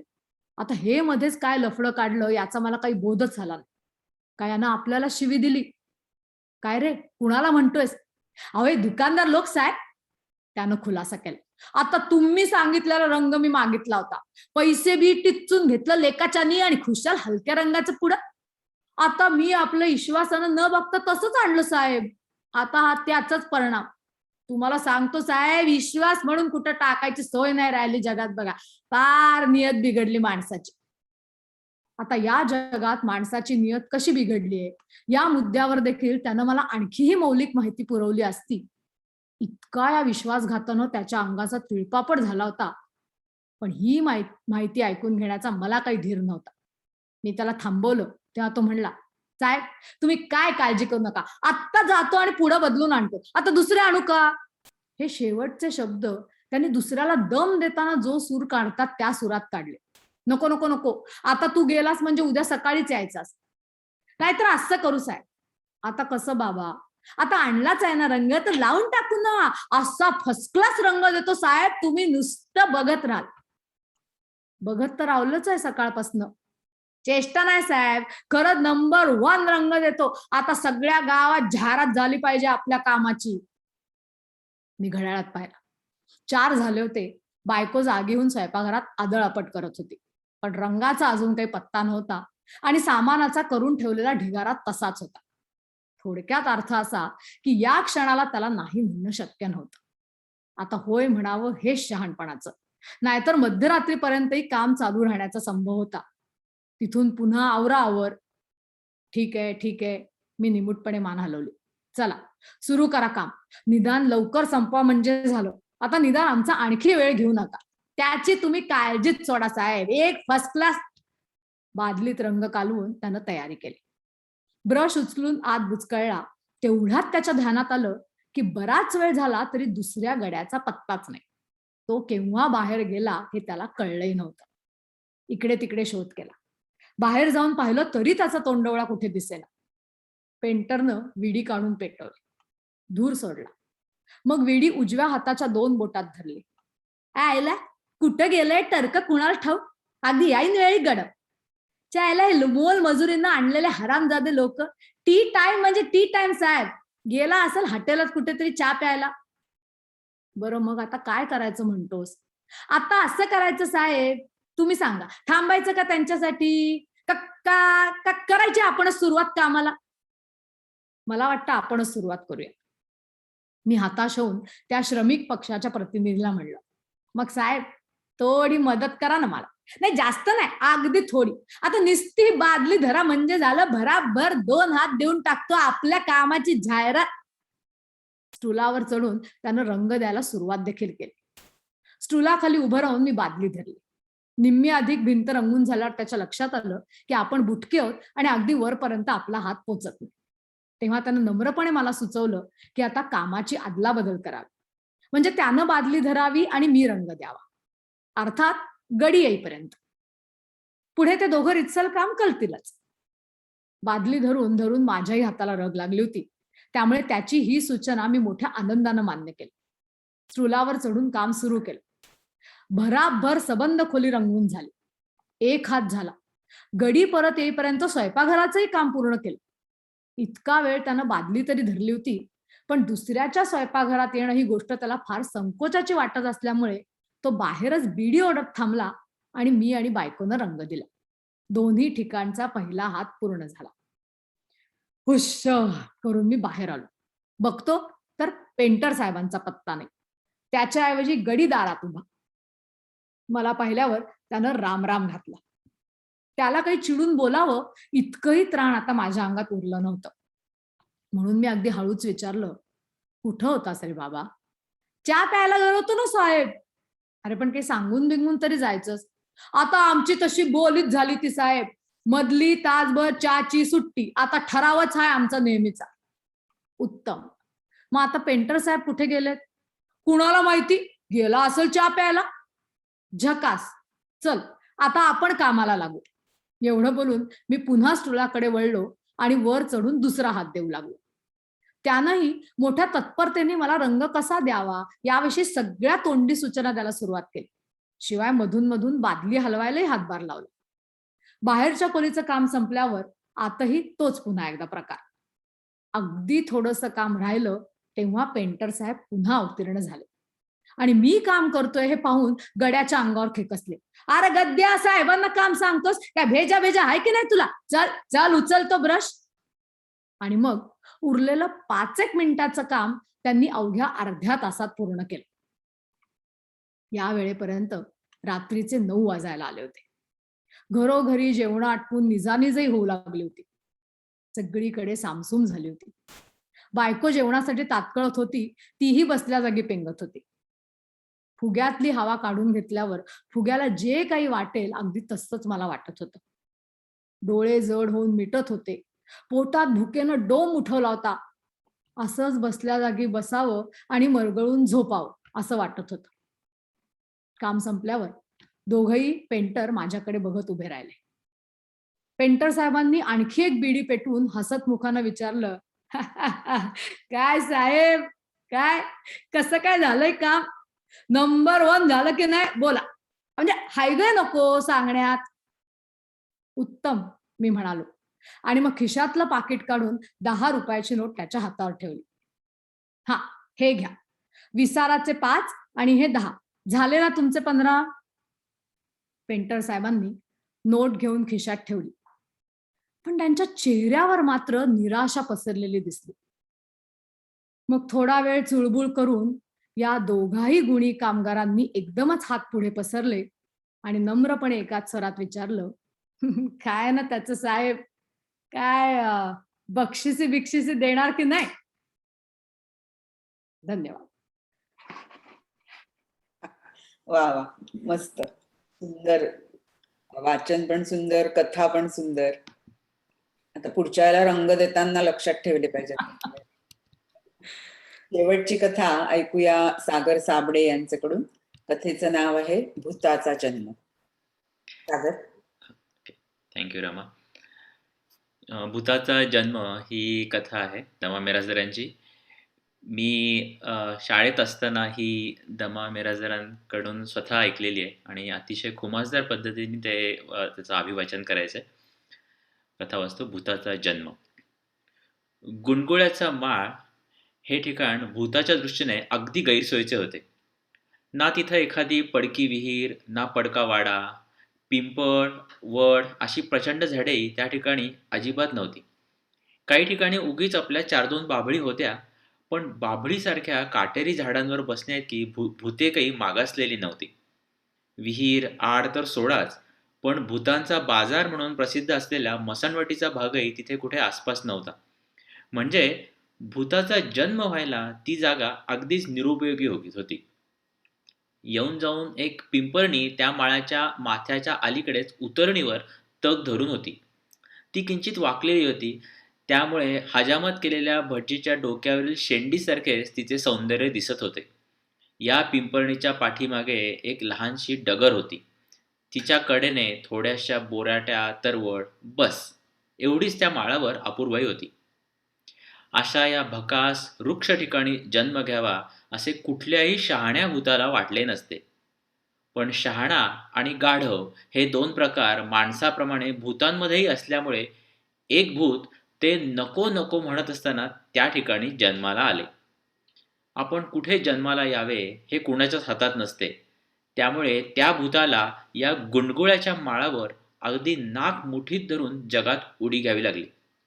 म्हणजे झालं काय? त्या दिवशी अमावस्या होती.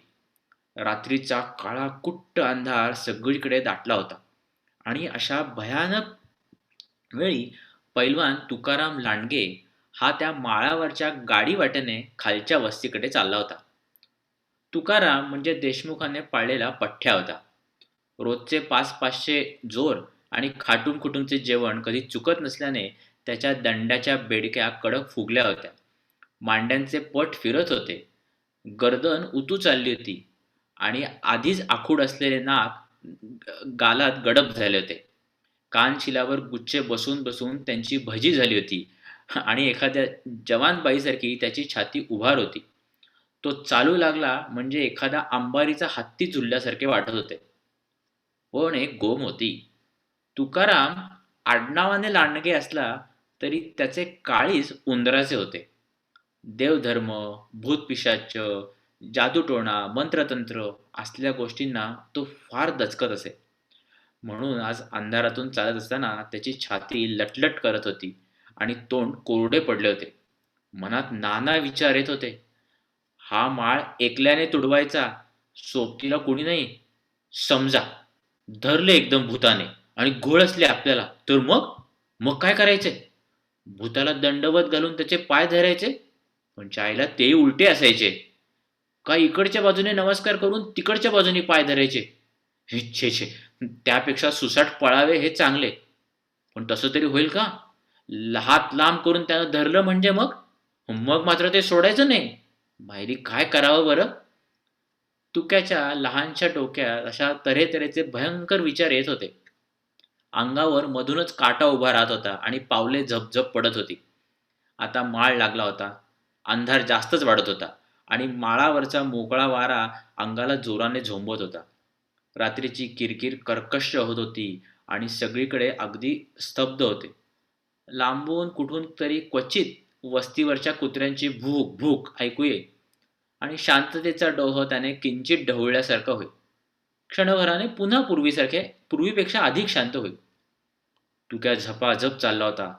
तो अंधार त्याला दचकवीत होता आणि भीतीचे काटे कुणीतरी काळजात रुतवीत होते. आपल्या पावलांचा आवाज जरी झाला तरी त्याचे काळीज लटकन उडत होते. पावले भराभर पडत होती आणि त्यामुळे त्यांचा पुन्हा मोठा आवाज येत होता. माळ्याच्या सरळ गेलेल्या वाटेकडे त्याने नीट निरखून पाहिले. पावलांचा आवाज येत होता. पुढे कुणीतरी भराभर चालत होते. अंधार होता, नीट दिसत नव्हते, तरी पण कुणीतरी चालत होते हे नक्की. तुक्याने डोळे फाडून बघितले. कोण चालले असावे? माणूसच असेल ना? का भूतभीत असेल? मग मात्र मेलो. पण छे, भूत कुठले असायला? भूताच्या पावलांचा आवाज येत नसतो. बहुतेक कुणीतरी आपल्यासारखाच असावा. बघूया तरी, असलाच तर बरी सोबत झाली. एकमेकांच्या नादाने सोबतीनेही वाट तरी सरेल. असा विचार करीत तुकारामाने पावले झपाझप टाकली. अंतर तोडले. तो माणूस जवळ राहिला हे साधारण दिसल्यावर त्याने हाळी दिली. ओ पाहुणं! समोरच पांढुरकं दिसणारं कुणीतरी थांबलं. आवाज आला. हो नाही. आणि त्याबरोबर विडीच्या लाल उजेडाचा कण क्षण क्षण चमकला आणि नाहीसा झाला. आहे, माणूसच आहे. कारण भूत विडी ओढते ही गोष्ट अजून कधी आपण ऐकली नाही. मग राहिलेलं अंतर झपाझप तोडून तुकाराम त्याच्याजवळ गेला आणि म्हणाला, कोणीकडे निघाला? या माळाच्या वाटेनच ना? अंधारात तोंड नीट दिसत नव्हते, पण आवाज स्पष्ट ऐकू आला. वय, का बरं? काय नाही, चला सोबतीला गावलं कोणीतरी.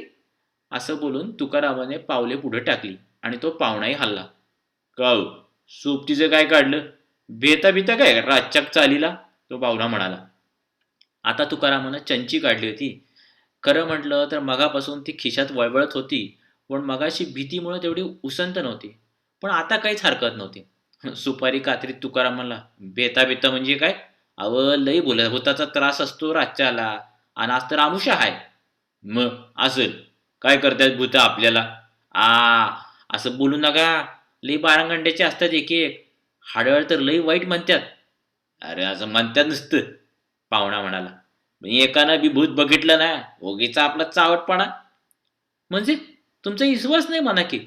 अजाबात नाही. बघा हा, डावला एकदा हिसका म्हणजे समज, तुका म्हणाला. आताच काय दावायचं ते दाव म्हणा त्याला, बघू होऊन जाऊ दे. पाहुणा असा एकेरीवर आला तेव्हा तुकाराम गडबडला. त्याचे काळीच पुन्हा लुटू लुटू उडू लागले. अहो खरंच एखाद्या भूतानं हे ऐकलं आणि घेतलं मनावर म्हणजे मग आला का पश्चाताप? उगीच पिढा आपल्या पाठीमागं. काय बघायचे असेल ते एकला जाऊन बघ म्हणावे, आत्ता ताप कशाला? मग तोंडातलं पान थुंकून तो म्हणाला, जाऊ दे र, उगीच भ्या वाटतीया. भ्या वाटेल काय झालं? पाहुणा ऐटीने म्हणाला. मग गोष्टी असल्या ऐकल्याच असल्या, सांगू का तुम्हाला एखादी? हे ऐकल्यावर तुकाराम भयंकर घाबरला. भूताच्या गोष्टी चार माणसात बसून दिवसा उजेडी ऐकायच्या असतात. आमुष्याच्या रात्री गावाबाहेर माळावर जर त्या ऐकू लागलो तर मग फार कठीण काम झाले. नका महाराज, आता या वागताला असलं काय काढू नका. लई खवीस आहेत भूत इकडची. असं तर अहो एकदा आमच्या सोनार गावातल्या सोनारावर भूत लई खुश झालं, तुकाराम उत्साहानं सांगायला लागला. त्या पाहुण्याची गोष्ट बंद करण्याच्या नादात आपणच आणखी एक गोष्ट सांगत लागलो ह्याचे त्याला काही भान होते. हं, पाहुण्यानं नुसता हुंकार भरला. का म्हणाल तर तो सोनार आपलं रोज सोनं तापवायचा, लाल करायचा आणि पाण्यात बुडवायचा. त्याचा आवाज व्हायचा चर्र. तो आवाज भूताला लई आवडायचा. नक्का तो आवाज ऐकायला म्हणून ते भूत रोज त्याला सोनं आणून द्यायचं रातच्या वक्ताला आणि म्हणायचं तापी होते. कुठनं आणायचं सोनं? पाहुण्यानं मध्येच विचारलं. काय बाबा आपल्याला ठाव नाही, तुकाराम दोन्ही गालाला हात लावून म्हणाला. आणायचं ते कुठून तरी एवढं खरं. तर काय सांगत होतो? आणायचं आणि त्या सोनाराला म्हणायचं तापीव. तापीव? हा, तापीव. आणि आवाज काढते याचा. सोनार आपला तापवायचा की ते लाल व्हायस्तवर, मग पाण्यात घालायचा आणि जेव्हा चर्र आवाज व्हायचा ना त्याचा, तेव्हा ते भूत ही ही करून खिदळायचं जायचं निघून. मग पुढं काय झालं? काय व्हायचं? अगो तो सोनार गेला भिवून. रोज रातच्या पारीला ही पिढा. ते भूत आपलं त्याच्या मांडीला मांडी लावून बसायचं, रोज नवीन सोनं आणून द्यायचं. बरं होते की मग. कशाचं बरं राव? सोनार लागला त्या भीतीनं मारायला, पण ते भूत काय यायचं वाईट. मग सोनारांना काय केलं? घेतलं सोनं एकदा, लाल तापवलं, बाहेर काढलं आणि जेव्हा एकदम भूताच्या मांडीला चटका दिला त्याच्या, पळून गेल्याच्या आईला पुन्हा काय हान बिघा परत आलं नाही. अशी गोष्ट. गोष्ट ऐकून पाहुण्याला भीती वाटेल अशी तुकारामाची कल्पना होती, कारण ती सांगताना तो स्वतः घाबरला होता. इकडे तिकडे दचकून बघत होता. पण पाहुणा हसू लागलेला पाहून त्याला आश्चर्य वाटलं. काय माणूस आहे, भूताची एवढी भयंकर गोष्ट सांगून सुद्धा त्याला काहीच भीती वाटत नाही. म्हणजे आता कमाल झाली. तो थोडा रागवून म्हणाला, हसताय तुम्ही? पाहुणा हसत म्हणाला, मग काय रडू? बघा बर का, समजल एखाद्या वेळेला, मग समज हसणं येईल बाहेर. तुकारामानं कळकळीचा इशारा दिला आणि तसे करताना तोच पुन्हा जास्त घाबरला. येऊ द्या हो. पाहुणा दाट होत असलेल्या अंधाराकडे बघून म्हणाला, काय होईल ती होईल. काय होऊन होऊन असं? आ ते गणपतसारखं त्याच्या दोस्तासारखं होईल तुमचं, तुकारामानं परत अडखळत सांगितलं. त्यांचं काय झालं? पाहुण्यानं आता तोंडावर धोत्राचा सोगा घेतला होता, तरी हसू बाहेरच पडत होतं. आता खरोखर त्या माळावर अंधार चांगला दाटला होता. वारा सो सो करीत धिंगाणा घालीत होता. अंगाला झोंबून शहारे आणीत होता. माळावरची ती पिंपळणी आता लांबून अंधूक दिसत होती आणि तिची पाने विचित्रपणे सळसळत होती. सगळीकडे अगदी स्तब्ध होते. तुकारामाने इकडे तिकडे चोरटेपणाने पाहिले. मग हळू आवाज काढून तो म्हणाला, "तिची काय गंमत झाली? ते बी असंच. दारू प्यायचं, दरोडे घालायचं आणि कुठं बी हिंडायचं. एकदा कुठंतरी दरोडा घातला आणि गावाबाहेर गेलं तर ती विहीर नाही का, धर्मशाळा." "असेल असेल, पुढं काय?" पाहुण्यानं खड्या आवाजात विचारलं. "अहो हळू बोला." तर बसली की धर्मशाळेत जाऊन. संगट भाकऱ्या घेतलेला, दारू पिऊन लाच झालेले गडी आणि लागले की चोरलेला पैका मोजायला. समोर एक चिमणी नक्की. ते पैसे मोजत्यात तर भूतानं समद्यांच्या भाकऱ्या खाऊन टाकल्या आणि अब करून दिली ढेकार. जो तो म्हणतोय दुसऱ्यानं दिली बरं का ढेकार. भूत जेवलं मरस्तवर आणि लागलं चिमणी इजवायला. पहिल्यांदा वाटलं च्या मायला वाऱ्या बिऱ्यानं इजली असेल, म्हणून पुन्हा लावली तर पुन्हा इजली. जे ते म्हणते तूच इजवलीस. मग मग काय, जेव्हा पुन्यांदा लावली आणि बघायला लागले तेव्हा काय, अंधारातनं एक हात पुढे येतोय आणि चिमणी इजवतोय. नुसती हाडकंच आपली. मग काय लाटा कापायला लागले समजे. हे सांगताना तुकाराम स्वतः लाटा कापू लागला.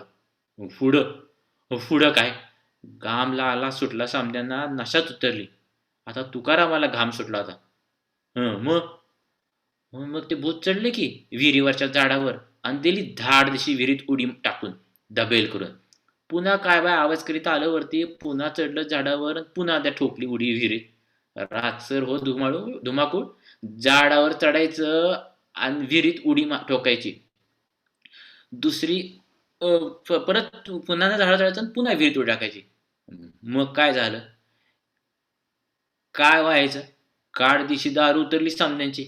फटफट असतवर यो दंगा आपला चाललेला. फटफटत तवा पळत आले गावात. पुन्हा म्हणून कधी राज्याला बाहेर गेले नाहीत. तुकारामाने समारोप केला आणि तो पाहुण्याकडे बघू लागला. आता तरी पाहुणा नक्की घाबरलेला असणार. भीतीने त्याचे काळजी उडत असेल. आपल्यासारखाच त्याच्याही अंगाला घाम आला असेल खात्रीनं, कारण गोष्ट तशी भयंकर सांगितली होती. कुणीही माणूस घाबरून गेले असते. पण पाहुणा परत खोदू हसू लागलेला पाहून तुक्याच्या कपाळाला आठा पडला. राग आला.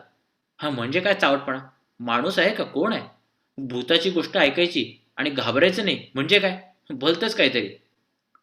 तुकारामाने पुन्हा एकदम निक्षून सांगितलं, तुम्ही असता या पर पस्तावाल बघा एखाद्या वेळी. कुठं बेट्यात भूत ते सांगता यायचं नाही. हे ऐकून पाहुणा एवढंच म्हणाला, का व पैलवान, ही भूत असतं तरी कुठं. मग त्यावर तुकारामानं जी माहिती दिली त्यावरून पाहुण्याला एवढेच समजले की ही भूते कुठेही असू शकतात. ती अमक्या ठिकाणी नाहीत असे कुणालाही छातीवर हात ठेवून सांगता यायचे नाही. कदाचित ती सध्या आपल्या घरात माळवदावर बसलेली असतील. कदाचित ती अगदी याच वेळी आपल्या पाठीमागून पावले टाकीत अगदी अदबीने येत असतील. साधारणपणे सांगायचे म्हणजे ती कुठल्याही पडक्या वाड्यात, विहिरीत, मसणवटीत असतातच. विशेषतः विहिरीत हाडळ असते आणि ती सुंदरबाईचे रूप घेऊन इकडे तिकडे हिंडत असते. कुणी एकटा दुकटा आढळला तर त्याला विहिरीत नेऊन मारते. बिलकुल हायगाय करत नाही. पिंपळावर तर मुंजा हटकून असतो आणि वड, पिंपळणी, लिंब असल्या झाडांवरही भूते माकडासारखी गर्दी करून बसलेली असतात. दिवसा ती काही करत नाहीत, पण रात्रीच्या वेळी त्यांना उजाडते आणि त्यावेळी मात्र ती कुठेही आणि कुणाच्याही वेशात भेटतात. त्यांचे पाय उलटे असतात असे म्हणतात, पण तसं काही त्यांच्यावर बंधनच आहे असं नाही. अमावस्येच्या रात्री तर ती हमखास फिरायला निघालेली असतात आणि अशा वेळी त्यांच्याबद्दल काहीही बोलणे, त्यांच्या दृष्टीस पडणे हे धोक्याचे असते. आता माळ निम्म्याच्या वर तुडवून झाला होता. समोर एकुलते एक पिंपळणीचे झाड जवळ येत चालले होते. वाऱ्याने त्याची पाने विचित्रपणे सळसळत होती. झाडाची रस्त्यावर पडलेली सावली त्या अंधारातही चांगली दिसत होती. सावलीचा तो काळा डाग रस्त्यावर चमत्कारिक रीतीने हलत होता. तुकारामाने सांगितलेली माहिती ऐकून घेतल्यावर पाहुणा काही बोलला नाही. तसाच पुढे चालला. डोके खाली करून मग त्याने खिशातली विडी काढली, काड्याची पेटी काढली आणि नंतर तो म्हणाला, पिंपळण्या गाडी बसायचं का 2 मिनिटं. हे ऐकून तुकाराम एकदम गडबडला आणि बावरून म्हणा, आणि ती कशाला हो? विडी वाढायची आहे, या माळावर काय नाही पेटायची, बसू तिथंच आणि निघू लगेच काय? नाही, ते खरं आहे तुमचं, पर काय नाही, या पिंपरनी खाली ना गं, पुढं वाटा कुठं तरी. का हो, ब्या वाटते काय? ब्या म्हणजे काय, पर वाटते खरं. भूत असेल म्हणता होय तिथं? नाव नका काका काढू त्याचं. तुकारामाला घाम फुटला. काय या वागता ईशाची परीक्षा, उगी आपलं चला की गुमान पुढं. काय बेताय राव, बघू द्या जरी मला एकदा कसं असते भूत ते, आणि तुम्ही बघा माझ्या संगट. हे आपल्याला नाही बघायचं. तुकाराम भिऊन मला, आपल्या उद्धटपणामुळे खरोखर भूत समोर उभं राहायचं, या निसंगाला त्याचं काय, पण आपण आपल्याला जपलं पाहिजे. चला हो, बघाच गमत. आलंच भूत तर विडी देऊ त्याला वाढायला, चला. भूत विडी वाढतं? तुकारामानं तशी आई स्थिती जिज्ञासेने विचारलं. न वाढायला काय झाले? भूतच आहे ते, माणसासारखं सगळं असते त्याचं. सिगरेट सुद्धा वडतं एकदा बाईला. अगो बाबू, तुकाराम घाबरून म्हणाला, हा डोळे असली तर ती बी वडतीये सिगरेट, तिला काय धाड झाली? लय सुधारलेत भूत आता. अगो बाबू, तुकारामानं पुन्हा आश्चर्य व्यक्त केलं. ही भूताची माहिती त्याला अगदी नवीन होती. भूतामधल्या बाया देखील सिगरेट ओढू लागल्या म्हणजे कमाल झाली. आणि तो पिंपळावरचा मुंजा, तो पण पिट्या ओढतो का, असा प्रश्न त्याच्या अगदी तोंडावर आला होता. पण सगळे ओढतात म्हणजे तो मुंजा ओढत असणारच. आता बामणाची लहान मुलं पण बिड्या ओढू लागली तर, खरं नाव कच्ची अष्टा करतय माझी. असं म्हणत म्हणत तुकाराम दबकत दबकत पाहुण्याच्या पाठोपाठ झाडाकडे गेला. पाहुण्याने त्याला धीर दिला असला तरी त्याची भीती अजिबात गेली नव्हती. त्याचे काळी सशासारखे उडत होते आणि सगळ्या अंगावर काटा उभा राहिला होता. एकट्याने पुढे त्याची भीती वाटत होती, म्हणूनच तो पाहुण्याबरोबर थांबायला तयार झाला होता. हे दोघेही जरा अंतर ठेवून झाडाच्या बुंद्याला टेकून बसले. अंधारातच बसले. समोरून माळावरचा वारा सोसाट्याने येत होता आणि त्यांच्या अंगावर झेप टाकीत होता. झाडाची पाने जोराने सळसळत होती आणि फांद्या वेड्या वाकड्या हालत होता. रात्रीची किरकिर इतकी वाढली होती की नीट आवाजही ऐकू जात नव्हता. सगळीकडे अगदी शांत आणि उदास होते. तुकारामाने आभाळाकडे बघत चांदण्या मोजल्या. मग त्याला पान तंबाखूची आठवण झाली. खिशातली चंची काढून त्याने वर गुंडाळलेला दोरा उलगडला. त्यालाच अडकवलेल्या अडकीत त्याने सुपारी कातरली, भुगा तोंडात टाकला. मग पान काढून ते पुसले. चुन्याच्या डबीला नख लावून चुन्याचे पट्टे अंधारातच पानावर ओढले. कात खाल्ला, तंबाखू खाल्ली. 2 मिनिटे चघळून शेजारी पिंक टाकली. अशी 4-2 मिनिटे गेली. थुंकून थुंकून पान संपून गेले. गालातून जीभ फिरवून तुकारामाने राहिलेला भागही तोंडाबाहेर टाकून दिला. मग मात्र त्याला अस्वस्थ वाटू लागले. कुणीतरी भीतीचा काळा पंजा त्याच्यासमोर धरू लागले आणि त्याचा जीव वर खाली होऊ लागला. या पाहुण्याच्या नादाने आपण अशा भयान वेळी इथे बसलो, नाहीतर बाप जन्मी कधीही बसलो नसतो. नसली पिलामत. एखाद्या वेळी दिसला वेडावाकडा प्रकार म्हणजे गच्छंतीच व्हायची आपली. छे छे, इथे बसण्यात फार गाढवपणा आहे. अजून कसे या पाहुण्याचे बिडी ओढणे संपले नाही. अशा विचारात इतका वेळ उगीच इकडे तिकडे फिरवीत राहिलेली आपली दृष्टी त्याने पाहुणा बसला होता त्या जागेकडे वळवली आणि तो म्हणाला, पण म्हणाला काहीच नाही, त्याची दातखिळीच बसली. कारण त्या ठिकाणी पाहुणा नव्हताच. कुणीच नव्हते. झाडाच्या बुंध्याला टेकून जिथे तो मगाशी बसला होता ती जागा आता रिकामी झाली होती, पूर्ण रिकामी. आणि त्या ओसाड भयान माळावर, त्या पिंपळणीच्या दाट काळ्या सावलीखाली तुकाराम एकटाच होता, अगदी एकटा. काय झाले ते प्रथम त्याला समजलेच नाही. मग कुणीतरी भयानक भीतीचे थंड व बधीर करणारे हापकारे त्याच्या तोंडावर मारले आणि त्याच्या सर्वांगात मुंग्या पसरल्या. एक मोठी किंकाळी फोडावी असे त्याला वाटले, पण त्याच्या तोंडातून शब्दच बाहेर पडेना. एक क्षणभरच असे झाले. मग एकाएकी त्याच्या पायात विलक्षण गती आली आणि तो पळाला. डोळे फिरवीत, चेहऱ्यावरून घामाचे ओघळे आणि तोंडावाटे अक्षरही न काढता तो पळत सुटला. गावाच्या दिशेने आलेल्या वाटेने तो चौखूर उधळला. फार दिसेनासा झाला. तो गावात येऊन पोहोचला तेव्हाही त्याच्या तोंडून एक अक्षर बाहेर पडत नव्हते. सगळे कपडे भिजून चिंब झाले होते. त्याला विलक्षण धाप लागली होती. लोकांनी त्याला बसवले, पाणी पाजले आणि विचारले, अरे तू काय झालं, कशाला भ्याला? आपण 5-50 माणसात आहो हे चांगलं डोळ्यांनी बघितल्यावर तुकाराम सावध झाला.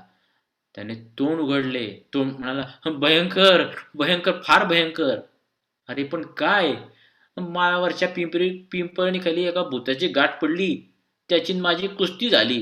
चितपट केलं त्याला मी, तेव्हा खवळून माझ्या अंगावर आलं आणि माळ सरस्तवर मागं आलं. असं म्हणून तुकारामानं पहिल्यांदाच किंकाळी मारली आणि तो बेशुद्ध पडला. समोरून सारखा वारा येत होता. विडी पेटता पेटेना म्हणून पाहुणा आपल्या जागेवरून उठला आणि झाडाच्या पाठीमागच्या बाजूला गेला. तिथे वारा अगदी बंद होता. काडी ओढून त्याने विडी पेटवली. तिचे 2 मस्त झुरके घेतले आणि नाकातोंडातून गरम धूर काढीत तो अगदी निवांतपणे पडून राहिला. त्याला आपल्या सोबत्याचे हसू येत होते. काय सारखा भूताची भीती दाखवत होता. बघितलं तर हत्तीसारखा गडी, पण उगीच मिलमिशा. स्वतःच गोष्टी सांगत होता आणि स्वतःच लटलट कापत होता आणि सारखा भूत दिसेल भूत दिसेल म्हणून धाक घालीत होता. या विचारात काही मिनिटे गेली. त्याच्या सोबत्याचे एक अक्षरही ऐकू आले नाही. हे बघून पाहुणा मनात चमकला. गडबडीने विडी विझवून तो अलीकडच्या बाजूला आला आणि त्याने बघितले, पण कुणीच नव्हते तिथे. तो पैलवान बसला तर ती जागा अगदी रिकामी होती. त्या ओसाड माळावर दाट सावलीच्या पिंपळाखाली तो अगदी एकटा होता आणि रात्र अमावस्येची होती. ते बघून पाहुणा एकदम बधिरला. काय झाले ते प्रथम त्याला नीट समजले नाही. डोळे चोळून त्याने पुन्हा एकदा नीट बघितले आणि मग त्याचा भयंकर अर्थ त्याच्या ध्यानी आला. मग तो तिथे थांबलाच नाही. भीतीने गुरासारखा ओरडला. त्याचे सगळे रक्त उलते पालते झाले आणि एक किंकाळी फोडून तो विलक्षण वेगाने पळाला. दगडाधोंड्यातून, ओढ्या नाल्यातून, रानावनातून पळाला. पळताना त्याने एकदाही मागे वळून पाहिले नाही. तोंडावरून घामाचे पाट वाहतायत. चेहरा पांढरा फटक पडलाय. छाती भातासारखी वर खाली होतीये. अशा स्थितीत तो कुठल्या तरी वस्तीला येऊन पडला आणि मरू घातलेल्या जनावरासारखा फेस गाळू लागला. अशा रीतीने पिंपळणीवरच्या भूताने आल्या आल्या 2 माणसांना दणका दिला.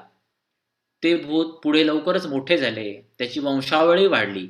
जाता येता माणसांना अडकवून त्यांच्याशी ते दंगामस्ती करू लागले. कुणी त्याला झाडाच्या बुंध्याला टेकून सबंध रस्त्यावर पाय पसरून बसलेले स्वतःच्या डोळ्यांनी पाहिले. अमावस्येच्या रात्री कुणी सबंध माळावर दिवट्या नाचताना पाहिल्या. त्यावरून तेथे 100-150 तरी भूते असावीत असे लोकांना स्पष्ट कळून चुकले. आता ती वाट बंद झाली आहे. रात्रीच्या वेळी तर तिकडे कुणी फिरकतही नाही. येऊन जाऊन गावातले धाडसी लोक तेवढे अमावस्येच्या रात्री तिकडे जातात, भूतांच्या दिवट्या नाचताना बघतात आणि त्यांच्या पंक्तीला बसून जेवण करून माघारी येतात. आणि तुकाराम लांडगेही नेहमी गुंडगुळ्याच्या माळ्यावर भूताशी आपण कशी कुस्ती केली याचे फक्कट वर्णन मात्र सांगत असतो. समाप्त. वा वा. फारच सुंदर. तिन्ही कथा अगदी उत्तम आणि दमांच्या वेगळे पैलू दाखवणाऱ्या. कोणाला काही कॉमेंट्स, काही प्रश्न असतील तर अनम्यूट करा आणि we can take the questions.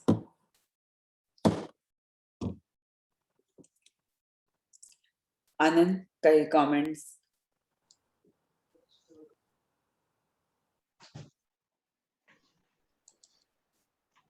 मी काही कॉमेंट्स करू का आनंद आधी हो, comment जरूर काका. नाही, YouTube नावाच्या खजिन्यावरती आम्हाला काल दमा मिराजदारांची मुलाखत ऐकायला मिळाली. दूरदर्शनवरनी घेतलेली बऱ्याच वर्षापूर्वी. तुम्ही कोणी पाहिले की नाही मला माहित नाही, पण फार छान मुलाखत झाली. त्यातले काही मुद्दे जे मला भावले ते सांगतो. एक म्हणजे त्यांना असं विचारलं गेलं, म्हणजे मुलाखतकार मला वाटतं कोणतरी प्रोफेसर देशपांडे असे होते, मला त्यांची माहिती नाहीये. तर त्यांनी काही असे मुद्दे मांडले देशपांडेंनी मुलाखत घेतली. हा सह देशपांडे. हा, सह देशपांडे. बरं. तर त्यांनी असं विचारलं की तुम्ही ग्रामीण भागातल्या पार्श्वभूमीवर सर्व कथा लिहिल्या, पण ग्रामीण भागातली गरिबी तुमच्या कुठल्याही कथातून दिसत नाही वगैरे असं. तर त्याचा तो विषय तुमचा नाहीये. नंतर दुसरं त्यांना असं विचारण्यात आलं की मिराजदार जरी अकलूज सारख्या छोट्या गावात जन्मले असले तरी ते त्यांचं बरंचसं आयुष्य पंढरपूरमध्ये गेलं, म्हणजे बालपण. नंतर शिक्षण वगैरे पुण्यात झालं. तर पंढरपूरमध्ये संत साहित्य, संस्कृत साहित्य वगैरे त्यांनी वाचलं, पण त्याचा फारसा परिणाम त्यांच्या लेखनावर झाला नसावा असा सूर देशपांड्यांनी काढला असं मला वाटतं त्यावेळेच्या मुलाखतीमध्ये. आणि दुसरं म्हणजे असं की त्यांचं वाचन, कुठल्याही लेखकाचं वाचन प्रचंड असतं, त्याशिवाय लेखक होऊ शकत नाही मनुष्य. तर त्यांनी संस्कृत साहित्य वाचलं होतं, संत साहित्य वाचलं होतं, सगळी मराठी लेखकांची पुस्तकं वाचली होती, आणि विशेषतः चिवी जोशी, नाथ माधव यांचा त्यांनी उल्लेख केला. इंग्लिश पण वाचलं. तर आणि इंग्लिश पण साहित्य इंग्लिश वाचलं, त्याची साहित्य भाषांतर वाचली होती बरीचशी. तर असं ते फार छान मुलाखत आहे ती. आणि नंतर युट्यूब वरती काही प्रोफेशनल लोकांनी अभिवाचन केलेलं, उदाहरणार्थ मुक्ता बर्वे आणि स्पृहा जोशी यांनी, ह्याची सुद्धा उदाहरणं आहेत युट्यूब वरती. तर आजच्या तिघांनी जे अभिवाचन केलं ते अक्षरशः व्यावसायिक स्तरावरचं होतं असं मला वाटतं. अभिनंदन. थँक्यू. सर, तुम्ही काका हे जे म्हणालात की त्यांनी अनेक प्रकारचं वाचन केलं होतं, हा. त्याच्यावरनं हे माणूस नावाचा प्राणी मधले 2 छोटे उतारे वाचून दाखवतो. परवा सागरने आम्हाला पाठवलं हे या निमित्ताने, की त्यांनी एक्झॅक्टली हाच मुद्दा त्याच्यात मांडलाय. त्यांच्या लेखनाबद्दल हे दमा मिरासदारांनीच स्वतः लिहिलेलं आहे. आता मी जुन्या पिढीतला लेखक झालोय. नव्या पिढीतली नव्या दमाची लेखक मंडळी अनेक वेळा भेटतात. शाळकरी वयातली मुलं भेटतात, पत्रे पाठवतात, प्रत्यक्ष भेटीत विचारणा करतात. मी काही मार्गदर्शन करावं अशी त्यांची इच्छा असते. त्यांना नेमकं काय सांगावं हे मला कळत नाही. मी त्यांना एवढंच सांगतो की ही एकलव्याची विद्या आहे. एकलव्याला कुणाचंही मार्गदर्शन मिळालं नाही.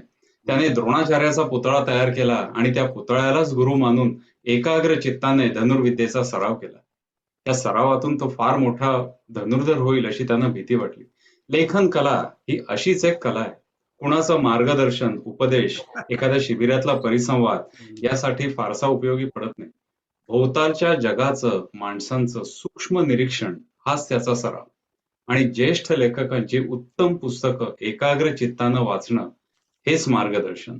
त्यांचं चिंतन हीच लेखन करायची गुरु केली. वा. त्यांच्याच माणूस नावाचा प्राणी मधला छोटा उतारा आहे. अच्छा. अनुवादाचं आता जे ऐकलं त्यांनी अनुवाद, तर 3 Men in a Boat चा त्यांनी नाव्यातील 3 प्रवासी म्हणून जो अनुवाद केला तोही खूप सुरेख आहे. अच्छा. वा. मी सरांनी जे म्हटलं ते अनुमोदन देतो त्याला. तिघांची वाचन अतिशय सुंदर झाली. विशेषतः आरतीनी जी कथा वाचली त्या कथेमध्ये लेखक हा स्वतः मी हे पात्र म्हणून उभा आहे, आणि त्यातून त्यांचा नर्मविनोद आणि स्वतःच वैगुण्य झाकता झाकता त्यातून जणू काही आपण काहीतरी फार चांगलं करतोय असं दाखवण्याची प्रवृत्ती, हा एक जो बरेचदा आपल्या चिवी जोशींच्या लेखनामध्ये दिसणारा चिमणरावाच्या स्वभावातला एक, म्हणजे मराठी मध्यम वर्गाच्या स्वभावावर एक अचूक अशा पद्धतीचं ज्या पद्धतीने चिवी जोशींनी केलं तसं त्याच गोष्टीमध्ये दिसलं.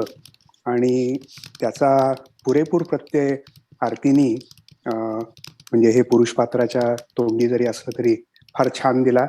आणि सुबोध आणि सागर, तुम्ही जी कथा वाचना केलीत ती ग्रामीण या पार्श्वभूमीवरची होती, त्यामुळे कदाचित ती आज आपल्या बहुसंख्य श्रोत्यांना कदाचित त्याचा तसा आत्मप्रत्यय नसल्यामुळे त्या संबंध परिसराचा म्हणजे भूताची भीती वाटते, आणि त्याची भीती इतकी प्रचंड होऊन त्यातनं काहीतरी एक नवीन सुरू होऊ शकतं, हा सगळा प्रकार जो आहे. तर ही एक झलक आहे त्याचा. मला स्वतःला काही तो अनुभव नसल्याने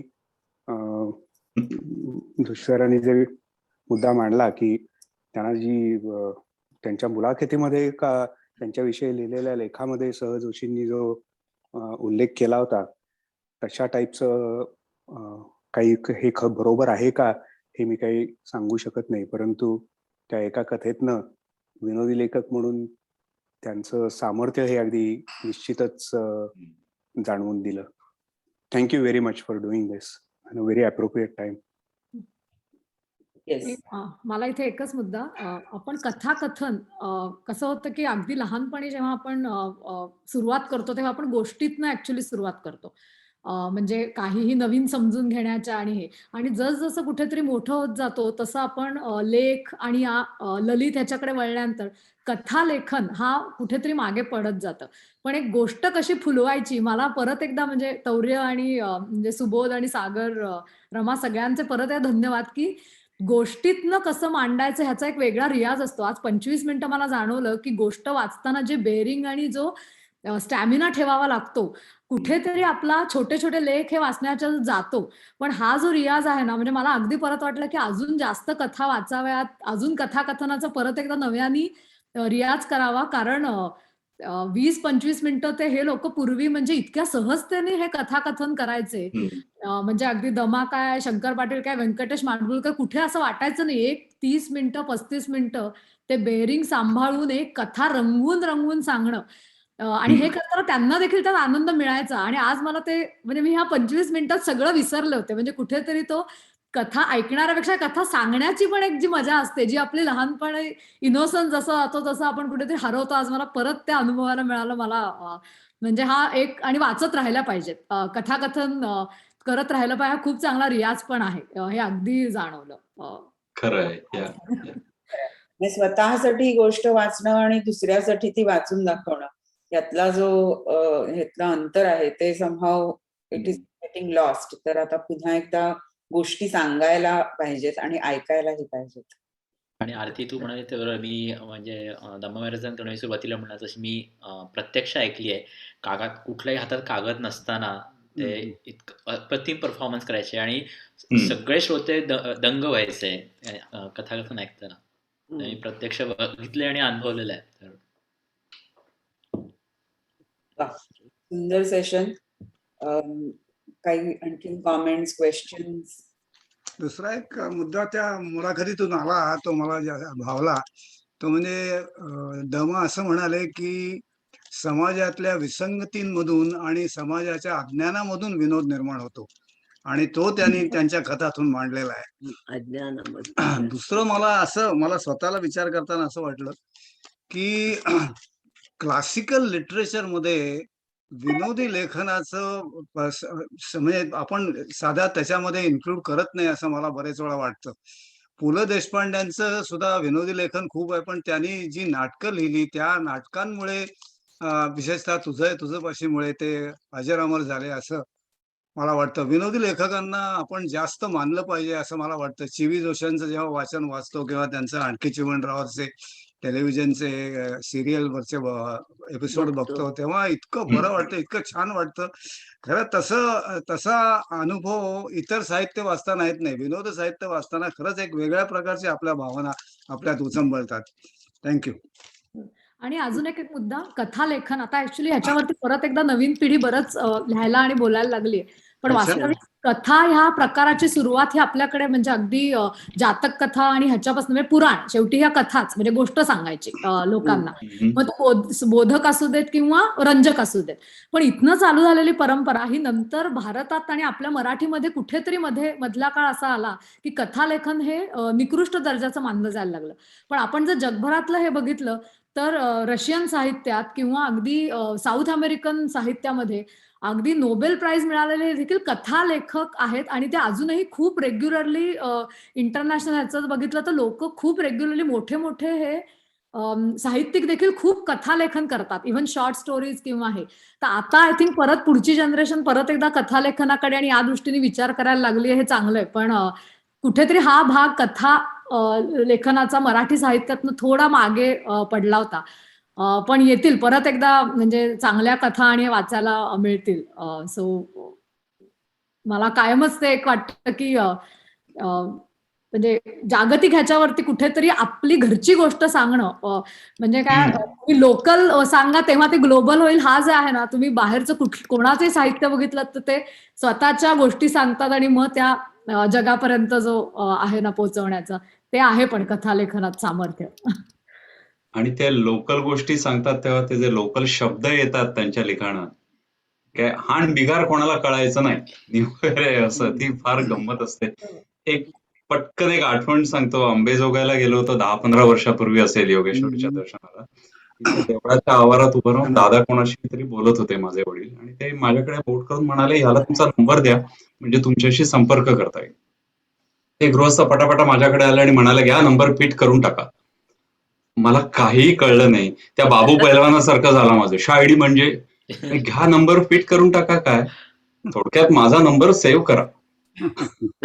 हे आपले जे शब्द काढतात, आपली परिभाषा काढतात, ती जी गावातली खास ती गंमत असते त्याची. खरंय खरंय. वेगळीच मजा असते आणि म्हणजे मिरासदारांना तुम्ही तिघांनीही अतिशय उत्तम पद्धतीने आज मांडलं, त्याबद्दल सुबोध, आरती आणि सागर तुमच्या तिघांचेही खूप खूप धन्यवाद. खूप मजा आली. कार्यक्रमाच्या शेवटाकडे जाऊया.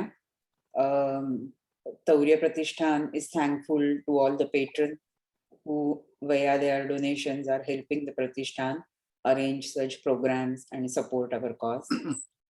मंडळी, 2 आठवड्यांनी परत व्हर्च्युअल फोरमवर भेटूया. तुम्हा सर्वांचे तौर्य प्रतिष्ठानच्या व्हर्च्युअल फोरमवर सामील झाल्याबद्दल आभार. या सत्राचा समारोप प्रार्थनेने करूया. ओम ओम सर्वे सुखिनः भवन्तु, सर्वे सन्तु निरामयाः, सर्वे भद्राणि पश्यन्तु, मा कश्चित् दुःखभाग् भवेत्. ओम शांति शांति शांति.